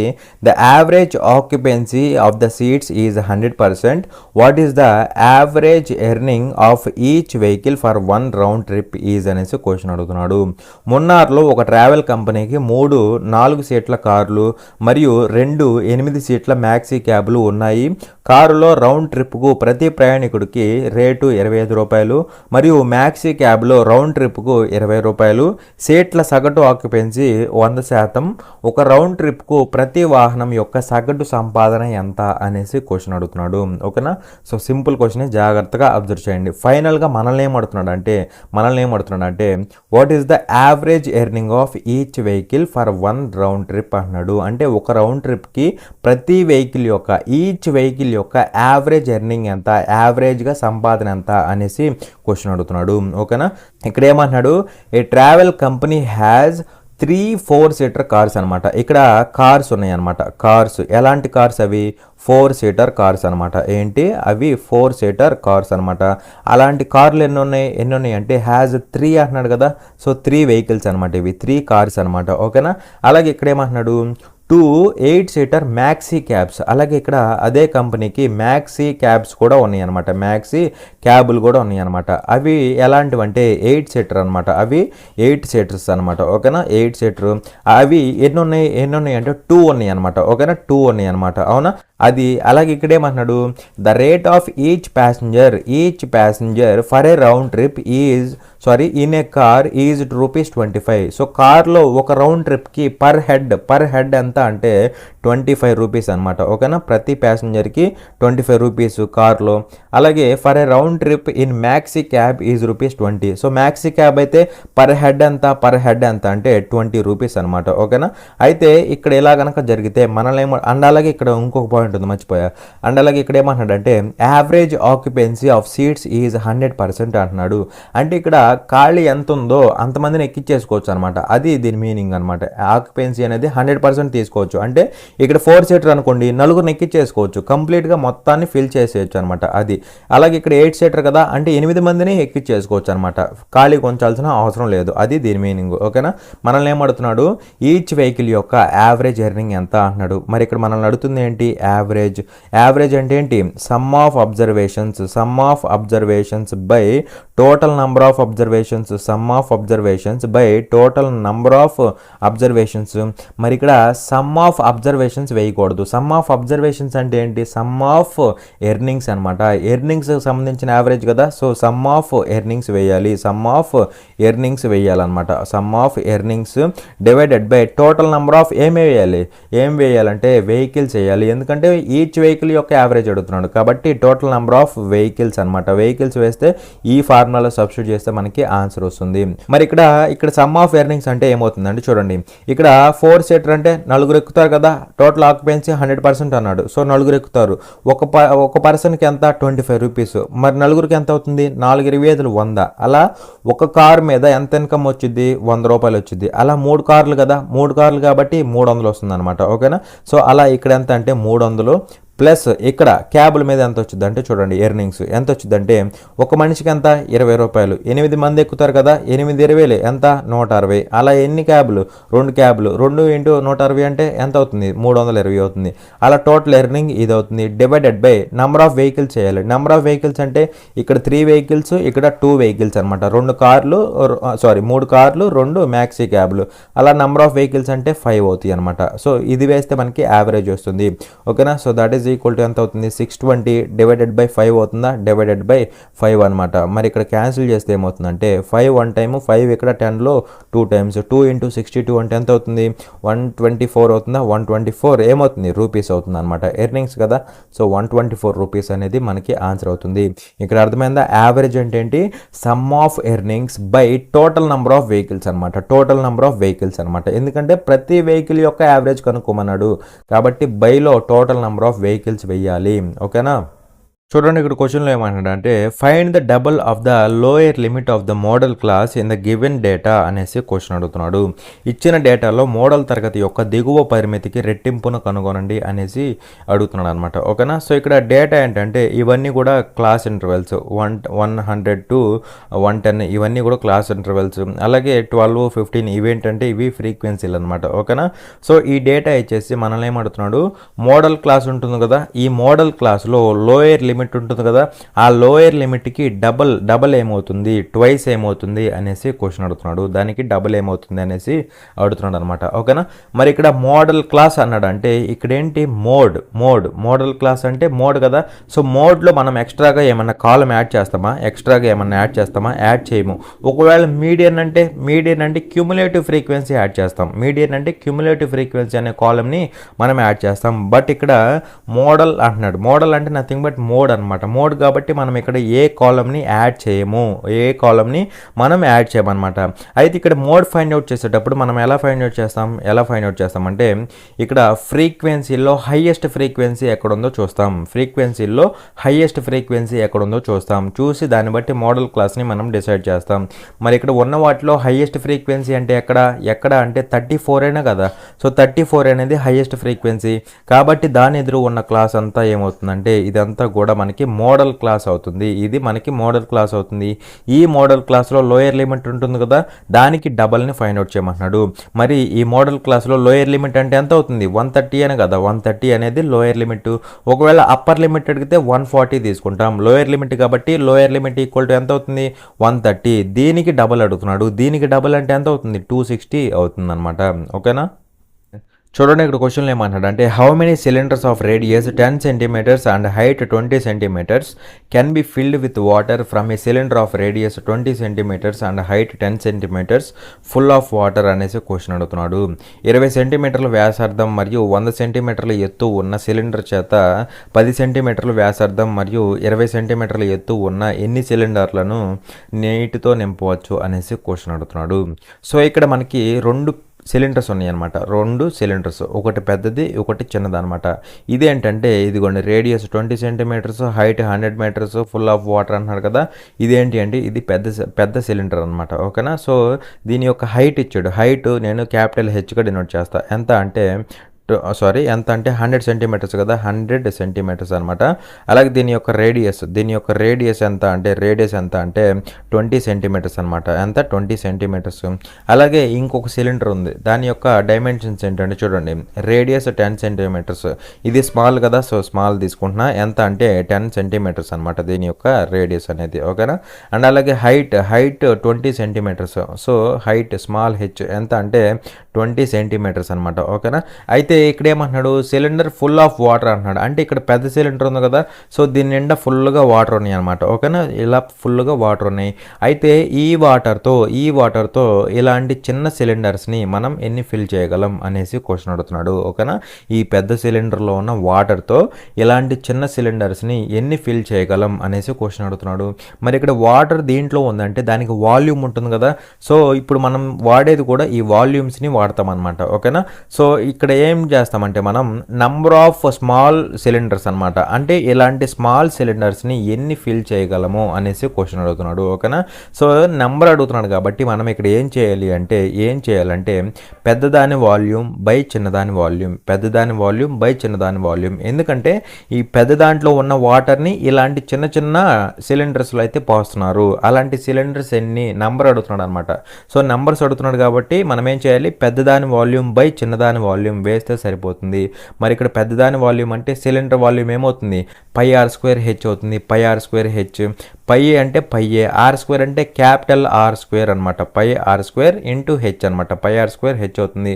ఇది పెద్దదాని volume by చిన్నదాని volume అంటే ఎంత అవుతుంది, πr² అంటే small r² అనమాట. Small r² into H అనమాట. పెద్దదాని volume by చిన్నదాని volume వేస్తే నంబర్ ఆఫ్ స్మాల్ సిలిండర్స్ వస్తాయి అనమాట. ఇలాంటి సిలిండర్స్ ఎన్ని ఫిల్ అవుతాయి అనేసి ఆ నంబర్ వస్తుంది అనమాట. ఓకేనా. మరి ఇక్కడ చూడండి, pi get cancelled, r² into H by r² into H అనమాట. పైన r² అంటే ఎంత అవుతుంది, 20² అవుతుంది. అంటే 400 అవుతుందా, 400 అవుతుంది. ఇంటూ హెచ్ అంటే ఎంత అవుతుంది, 100 సెంటీమీటర్స్ అవుతుందా, 100 సెంటీమీటర్స్ అవుతుంది. డివైడెడ్ బై కింద r² అంటే 10 స్క్వేర్ అనమాట, అంటే 100 అవుతుంది. ఇంటూ హెచ్ అంటే 20 అవుతుందా, 20 అవుతుంది అనమాట. మరి ఇక్కడ క్యాన్సిల్ చేస్తే మనకి వాల్యూ ఏమవుతుంది, 100 గెట్ క్యాన్సిల్డ్, 20 1 టైము, 20 ఇక్కడ 20 టైమ్స్ అనమాట. అలా నెంబర్ ఆఫ్ సిలిండర్స్ ఎన్ని ఫిల్ అవుతాయి అంటే 20 సిలిండర్స్ ఫిల్ అవుతాయి అనమాట. అంటే సింపుల్గా ఈ పెద్ద సిలిండర్లో ఉన్న వాటర్తో ఇలాంటి చిన్న సిలిండర్స్ని ఎన్ని ఫిల్ చేయొచ్చు అంటే 20 ఫిల్ చేయొచ్చు అనమాట. ఓకేనా, ఆ నెంబర్ కావాలంటే ఏం చేయాలి, పెద్దదాని వాల్యూమ్ బై చిన్నదాని వాల్యూమ్ వేస్తే సరిపోతుంది. అలా ఆప్షన్ 1 అనేది మనకి ఆన్సర్ అవుతుంది. చూడండి ఇక్కడ క్వశ్చన్లో ఏమంటాడు అంటే the difference between two numbers is 42 and they are in the ratio 5:3, find the smaller number అనేసి క్వశ్చన్ అడుగుతున్నాడు. రెండు సంఖ్యల మధ్య వ్యత్యాసం 42 మరియు అవి 5:3 నిష్పత్తిలో ఉన్నాయి, చిన్న సంఖ్యను కనుగొనండి అనేసి క్వశ్చన్ అడుగుతున్నాడు. సో ఇక్కడ ఏమంటున్నాడు, the difference between two numbers is 42 అంటున్నాడు. Difference between two numbers is 42 and they are in the ratio 5:3. So two numbers ఉన్నాయి అనమాట, అవి ఏ రేషియోలో ఉన్నాయి అంటే 5:3 రేషియోలో ఉన్నాయి. వాటి మధ్య డిఫరెన్స్ ఎంత అంటే 42 అనమాట. వాటి మధ్య డిఫరెన్స్ ఎంత 42. సో డిఫరెన్స్ ఎంత 42 అనమాట. మరి ఇక్కడ నెంబర్స్ మధ్య డిఫరెన్స్ ఎంత, ఇక్కడ పార్ట్స్ రూపంలో డిఫరెన్స్ ఎంత అంటే 2 పార్ట్స్ రూపంలో 2 పార్ట్స్. అలాగే నెంబర్స్ మధ్య డిఫరెన్స్ అనేది నంబర్ రూపంలో ఎంత అంటే 42 అనమాట. ఇది డిఫరెన్స్ రెండు ఈక్వల్ అయిపోతాయి. మనల్ని ఏమడుతున్నాడు, ఫైండ్ ద స్మాలర్ నెంబర్ అంటున్నాడు. సో స్మాలర్ నెంబర్ ఏమవుతుంది, ఇక్కడ 3 పార్ట్స్ అయినా కదా, 3 అయినా కదా స్మాలర్ నెంబర్ అంటే, ఆ 3 పార్ట్స్ వాల్యూ కనుక్కుంటే సరిపోతుంది. ఓకేనా, సో ఇక్కడ చూస్తే ఏమవుతుంది, ఇది క్యాన్సిల్ అవుతుంది. 2 1 టైము, 2 ఇక్కడ 21 టైమ్స్, క్రాస్ మల్టిప్లై చేస్తే ఎంత అవుతుంది, 63 అవుతుంది అనమాట. అలా 63 అనేది ఆన్సర్ అవుతుంది. ఓకేనా, చూడండి ఇక్కడ క్వశ్చన్లో ఏమంటాడు అంటే if a man bought 6 pencils for ₹5 and sold them at 5 pencils for ₹6 then the gain percentage is అనేసి క్వశ్చన్ అడుగుతున్నాడు. ఒక వ్యక్తి ₹5కి 6 పెన్సిళ్లను కొని ₹6కి 5 పెన్సిళ్లను అమ్మితే లాభ శాతం ఎంత అనేసి క్వశ్చన్ అడుగుతున్నాడు. ఓకేనా, సో ఇక్కడ ఏమంటున్నాడు, a man bought 6 pencils for ₹5 అంటున్నాడు. సో కొంటున్నాడు కాబట్టి కాస్ట్ ప్రైస్ అవుతుంది, అవునా. సో ఎలా కొంటున్నాడు, 6 పెన్సిల్స్ని ₹5 కొంటున్నాడు. అంటే 6 పెన్సిల్స్ యొక్క కాస్ట్ ప్రైస్ ఎంత అంటే 6 పెన్సిల్స్ యొక్క కాస్ట్ ప్రైస్ ఎంత అంటే ₹5 అనమాట. ఎంత, ₹5 అనమాట. ఓకేనా, ₹5 అనమాట. ఓకేనా, అలాగే ఇక్కడ ఏమంటున్నాడు, sold them at 5 pencils for ₹6. అమ్మేటప్పుడు ఎలా అమ్ముతున్నాడు, 5 పెన్సిల్స్ని ఎంతకు అమ్ముతున్నాడు అంటే ₹6కి అమ్ముతున్నాడు. అవునా కదా, అలా 5 పెన్సిల్స్ యొక్క సెల్లింగ్ ప్రైస్ ఎంత, ₹6. మనల్ని ఏమడుతున్నాడు, గెయిన్ పర్సంటేజ్ అంటున్నాడు. గెయిన్ పర్సంటేజ్ కనుక్కోమంటున్నాడు. అయితే ఇక్కడ చాలా మంది ఏం చేస్తారంటే కాస్ట్ ప్రైస్ ₹5, సెల్లింగ్ ప్రైస్ ₹6 వేసేసి గెయిన్ పర్సంటేజ్ అనేసి కనుక్కుంటారు. అలా ఎప్పుడు కనుక్కోకూడదు. ఇక్కడ 6 పెన్సిల్స్ 5 పెన్సిల్స్ ఇది క్వాంటిటీ అనమాట. ఎప్పుడైనా ఇలాంటి క్వశ్చన్స్ వచ్చినప్పుడు మనం ఏం చేయాలంటే సింపుల్గా ఇక్కడ ఫస్ట్ క్వాంటిటీని సేమ్ చేసుకోవాలి. సో సేమ్ చేసుకొని దాని నుంచి అప్పుడు మనం ఫైండ్ అవుట్ చేయాలన్నమాట. ఓకేనా, చూడండి ఇక్కడ క్వాంటిటీ సేమ్ చేయాలంటే ఇక్కడ ఏమో 6 ఉంది, ఇక్కడ ఏమో 5 ఉంది. సో ఇక్కడున్న 5తో ఇక్కడ మల్టిప్లై చేస్తే ఏమవుతుంది, సరిపోతుంది కదా. అలాగే ఇక్కడున్న 6తో ఇక్కడ కూడా మల్టిప్లై చేయాలి కదా, ఇప్పుడు సరిపోతుంది. చూడండి 5 × 6 క్వాంటిటీ సేమ్ అయింది. మరి ఇక్కడ 5 చేస్తే సరిపోతుందా, ఇంటూ 5 చేస్తే సరిపోతుందా, ఇక్కడ కూడా చేయాలన్నమాట. అలాగే ఇక్కడ ఇంటూ 6 చేస్తే సరిపోతుందా, ఇక్కడ కూడా చేయాలన్నమాట. ఓకేనా, సో ఇప్పుడు క్వాంటిటీ ఏమైంది, 30 అయిపోయింది, సరిపోయింది కదా. సో ఇక్కడ కాస్ట్ ప్రైస్ ఏమవుతుందంటే చూడండి 5 × 5 ₹25 అవుతుందా, ₹25 అవుతుంది అనమాట. అలాగే ఇక్కడ ఏమవుతుంది 6 × 6 ఎంత అవుతుంది, ₹36 అనమాట. అంటే 30 పెన్సిల్స్ యొక్క కాస్ట్ ప్రైస్ అనేది ₹25. ఇదే 30 పెన్సిల్స్ యొక్క సెల్లింగ్ ప్రైస్ అనేది ₹36 అనమాట. ఇప్పుడు క్వాంటిటీస్ ఏమైనప్పుడు డైరెక్ట్గా ఇది కాస్ట్ ప్రైస్, ఇది సెల్లింగ్ ప్రైస్ తీసుకోవాలి. ఇందాక క్వాంటిటీ సేమ్ లేనప్పుడు ఇది కాస్ట్ ప్రైస్, ఇది సెల్లింగ్ ప్రైస్ ఎట్టి పరిస్థితుల్లో తీసుకోకూడదు అనమాట. క్వాంటిటీ సేమ్ చేసుకొని అప్పుడు వచ్చిన కాస్ట్ ప్రైస్ని, అప్పుడు వచ్చిన సెల్లింగ్ ప్రైస్ని తీసుకొని దాన్ని బట్టి గెయిన్ పర్సంటేజ్ని ఫైండ్ అవుట్ చేయాలి. ఓకేనా, మరి చూడండి ₹25 కొన్నాడు, దాన్ని 36కి అమ్మాడు. అంటే ఇక్కడ నుంచి ఇక్కడికి ఎంత ప్రాఫిట్ వచ్చింది అంటే 11 ప్రాఫిట్ వచ్చింది. ఎంత మీద అంటే 25 మీద, అంటే కాస్ట్ ప్రైస్ మీద. కాబట్టి బై 25 పర్సెంటేజ్ కదా అడుగుతుంది, ఇంటూ 100 ఇక్కడ నుంచి ఇక్కడికి వచ్చిన ప్రాఫిట్ 11 ఎంత మీద అంటే ₹25 మీద, బై 25 పర్సెంటేజ్ కదా, ఇంటూ 100 చేయాలి. మరి ఇక్కడ చూస్తే ఏమవుతుంది, 25 1 టైమ్, 25 ఇక్కడ 4 టైమ్స్. అలా గెయిన్ పర్సెంటేజ్ ఎంత అవుతుంది, 44% అవుతుంది. ఎంత అవుతుంది, 44% అనమాట. క్వాంటిటీని మనం ఎప్పుడూ సేమ్ చేయాలి ఎలాంటి క్వశ్చన్స్ వచ్చినప్పుడు, అది బండ గుర్తు అనమాట. చూడండి ఇక్కడ క్వశ్చన్లో ఏమంటున్నాడు అంటే convert 0.236 bar into vulgar fraction అనేసి క్వశ్చన్ అడుగుతున్నాడు. 0.236 బార్ను సాధారణ భిన్నంలోకి మార్చండి అనేసి క్వశ్చన్ అడుగుతున్నాడు. ఓకేనా. సో ఇక్కడ మనకేమి ఇచ్చాడంటే 0.236 బార్ అనమాట. బార్ ఈ రెండింటికి ఉంది. సో దీన్ని ఫ్రాక్షన్లోకి మారిస్తే ఎలా మారుస్తావు అనేసి క్వశ్చన్ అడుగుతున్నాడు. ఓకేనా. మరి ఇక్కడ దీన్ని ఫ్రాక్షన్లోకి మార్చాలంటే ఏం చేయాలి? ఇలాంటి క్వశ్చన్స్లో పాయింట్ బార్ ఎత్తేసేయండి. నెంబర్ ఏం కనబడుతున్నప్పుడు 0236 అంటే సింపుల్గా 236 అవుతుంది అనమాట. ఓకేనా. 236 మైనస్ చేయాలి. ఏం మైనస్ చేయాలి? బార్ దేనికైతే ఉండదో ఆ నెంబర్ని మైనస్ చేయాలి. బార్ దేనికి లేదు? 0కి 2కి లేదు అంటే 02ని మైనస్ చేయాలి. 02 అంటే 2 అయినా కదా, 2 అనమాట. 2ని మైనస్ చేయాలి. డివైడెడ్ బై అనగానే మనకు గుర్తు రావాల్సింది ఏంటంటే పాయింట్ తర్వాత, బై అనగానే పాయింట్ తర్వాత గుర్తు రావాలన్నమాట. పాయింట్ తర్వాత ఎన్ని డిజిట్స్కి బార్ ఉందో అన్ని 9s రాయాలి. ఎన్ని డిజిట్స్కి అయితే బార్ ఉండదో అన్ని 0s పెట్టాలన్నమాట. పాయింట్ తర్వాత 2 డిజిట్స్కి బార్ ఉంది కాబట్టి 2 9s రాయి. పక్కనే 1 డిజిట్కి బార్ లేదు కాబట్టి 1 0 పెట్టు. అప్పుడు సరిపోతుంది అనమాట. ఓకేనా. ఎన్ని డిజిట్స్కి అయితే బార్ ఉంటుందో అన్ని 9s, ఎన్ని డిజిట్స్కి అయితే బార్ ఉండదో అన్ని 0s పెడితే సరిపోతుంది. సో ఇక్కడ ఇదేమవుతుంది అంటే 234 అవుతుందా? 234 అవుతుంది.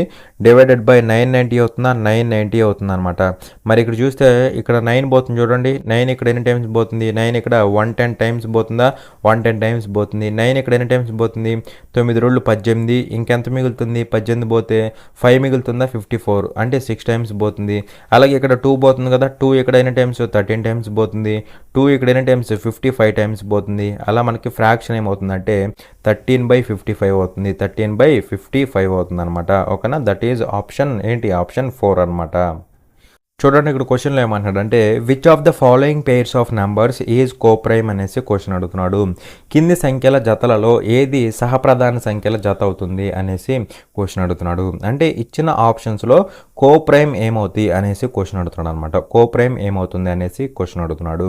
మరి ఇక్కడ కోప్రైమ్ అంటే మీ అందరూ తెలుసు. ఏమని చెప్పాను? కోప్రైమ్ అంటే ఏ నెంబర్స్కి అయితే హెచ్సిఎఫ్ గసాబా అనేది 1 ఉంటుందో, గసాబా అనేది 1 ఉంటుందో ఆ నెంబర్స్ని మనం కోప్రైమ్ అనేసి పిలుస్తామని చెప్పా. అవునా కదా.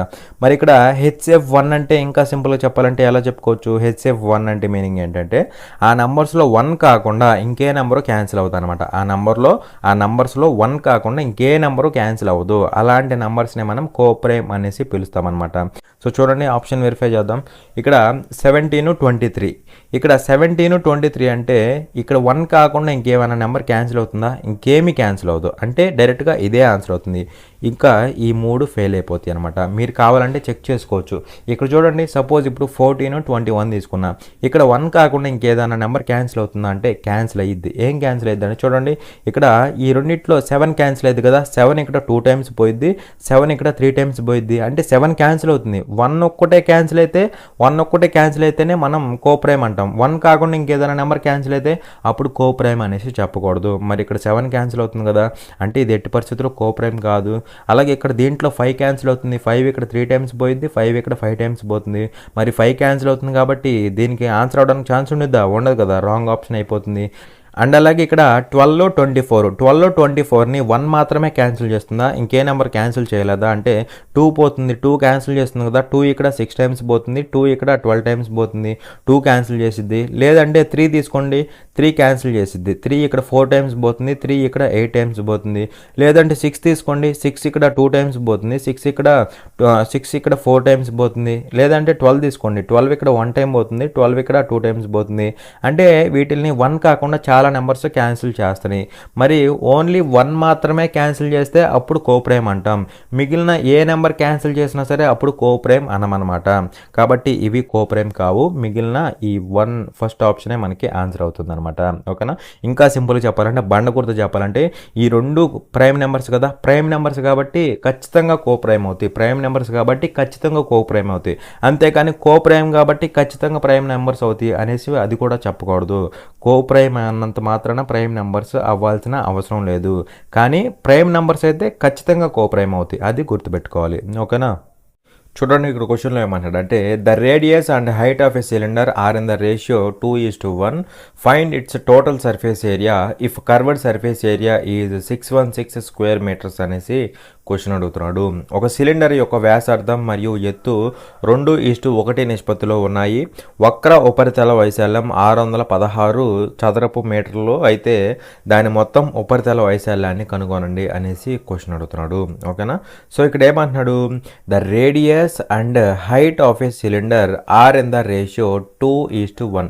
సో ఇక్కడ ఒక సిలిండర్ యొక్క రేడియస్ అదేవిధంగా హైట్ ఏ రేషియోలో ఉన్నాయి అంటే 2:1 అనమాట. 2:1 ఈ రేషియోలో అయితే ఈ హైట్ అదేవిధంగా రేడియస్ అయితే ఉన్నాయి అనమాట ఈ సిలిండర్వి. ఓకేనా. అలాగే ఇక్కడ ఏమంటున్నాడు, find its total surface area if curved surface area is 616 square metres అనమాట. అంటే ఇక్కడ కర్వ్డ్ సర్ఫేస్ ఏరియా అనేది ఇచ్చేసి మనల్ని టోటల్ సర్ఫేస్ ఏరియాని ఫైండ్ అవుట్ చేయమంటున్నాడు. మరి ఇక్కడ చెప్పండి, కర్వ్డ్ సర్ఫేస్ ఏరియా అంటే ఏమవుతుంది, సిలిండర్ యొక్క కర్వ్డ్ సర్ఫేస్ ఏరియా అంటే ఏమవుతుందంటే 2πRH అవుతుంది. 2πRH అవుతుంది. అది ఎంత ఇచ్చాడంటే మనకి 616 అయితే ఇచ్చాడనమాట. ఇది ఇచ్చేసి మనల్ని ఏం కనుక్కోమంటున్నాడు అంటే టోటల్ సర్ఫేస్ ఏరియాని ఫైండ్ అవుట్ చేయమంటున్నాడు. మరి total surface area of the cylinder అంటే ఏమవుతుంది, 2πr into r plus H అనమాట. సో ఈ వాల్యూ ఎంత అవుతుందో ఫైండ్ అవుట్ చేయమంటున్నాడు. ఓకేనా. మరి ఇక్కడ చెప్పండి, క్రాస్ మల్టిప్లై చేస్తే r ఈక్వల్ టు ఏమవుతుంది, r ఈక్వల్ టు 2h అవుతుందా, r ఈక్వల్ టు 2h అవుతుంది అనమాట. అవునా కదా. సో ఈ r ఈక్వల్ టు 2h ఇక్కడ సబ్స్టిట్యూట్ చేస్తే మనకి ఇక్కడ ఏమొస్తుందంటే జాగ్రత్తగా అబ్జర్వ్ చేయండి, 2 ఇంటూ పై అంటే 22/7 22/7 ఇంటూ r అంటే 2h ఇంటూ h ఉంది కదా, అంటే 2h స్క్వేర్ అవుతుంది అనమాట. 2h square is equal to 616 అనమాట. ఓకేనా. మరి ఇక్కడ చూస్తే క్యాన్సిల్ చేయొచ్చు కదా. సో 11 ఇక్కడ 2 టైమ్స్ పోతుంది, 11 ఇక్కడ ఎన్ని టైమ్స్, 61లో 5 టైమ్స్ పోతుంది. ఎంత అవుతుంది, 55 పోతుంది కదా. 55 పోతే 6 మిగులుతుంది, 66 అవుతుంది. అంటే 6 టైమ్స్ పోతుంది అనమాట. అవునా కదా. అలాగే ఇక్కడ చూడండి, 2 2 2 ఎంత అవుతుంది, 8 అవుతుందా. 2 ఇంటూ 2 8 అవుతుంది. 8 అనేది 56లో ఎన్ని టైమ్స్, 7 టైమ్స్ పోతుంది. అలా ఇక్కడ h స్క్వేర్ ఈక్వల్ టు ఏమవుతుంది, h స్క్వేర్ ఈక్వల్ టు ఈ 7 అట్ వెళ్తే 7 ఇంటూ 7 స్క్వేర్ అవుతుంది. దీన్ని బట్టి డైరెక్ట్గా h ఈక్వల్ టు ఏమవుతుంది, h ఈక్వల్ టు 7 అవుతుంది అనమాట. అవునా కదా. సో h7 అయితే మనం ఏం కనుక్కోవాలంటే ఈ వాల్యూ కనుక్కోవాలి, టోటల్ సర్ఫేస్ ఏరియా కనుక్కోవాలి. అవునా. సో ఇక్కడ సబ్స్టిట్యూట్ చేస్తే వాల్యూ ఏమవుతుందంటే చూడండి, 2 ఇంటూ పై అంటే 22/7 22/7 ఇంటూ r అంటే 2 టైమ్స్ ఆఫ్ h కదా. 2 టైమ్స్ ఆఫ్ h అంటే ఎంత అవుతుంది, 2 ఏళ్ళు 14 అవుతుందా, r అంటే 14 అవుతుంది. ఇంటూ r ప్లస్ హెచ్ అంటే 14+7 అనమాట. 14+7 లేదంటే డైరెక్ట్గా 21 రాసేసేయచ్చు. ఓకేనా. ఇంటూ 21 అనమాట. అర్థమైందా.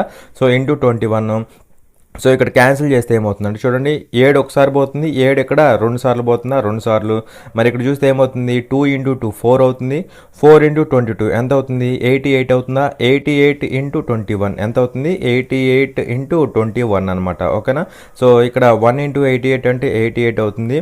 అలాగే 2 ఇంటూ 88 అంటే 2 8 16 1 క్యారీ 2 8 16 అది ఒకటి 17 అవుతుందా, 17 అనమాట. సో ఇక్కడ యాడ్ చేస్తే 8 14 1 ఇక్కడ 8 1848 అవుతుంది అనమాట. ఏమవుతుంది, 1848 స్క్వేర్ మీటర్స్ అయితే అవుతుంది అనమాట. ఓకేనా. ఇక్కడ ఈ కండిషన్ ఇచ్చాడు. అలాగే మనకేమి ఇచ్చాడు, ఇక్కడ ఇదేంటి, కర్వ్డ్ సర్ఫేస్ ఏరియా. ఈ రెండు ఇచ్చేసి ఈ వాల్యూని ఫైండ్ అవుట్ చేయమన్నాడు, టోటల్ సర్ఫేస్ ఏరియాని ఫైండ్ అవుట్ చేస్తే మనకి ఇక్కడ ఎంత వచ్చిందంటే 1848 వచ్చిందనమాట. అర్థమైందా. సో ఇంతవరకు కాన్సెప్ట్ అనేది క్లియర్ అనుకుంటున్నాను. For more such free videos, subscribe to our channel, like, share and comment. Thanks for watching. Jai Hind.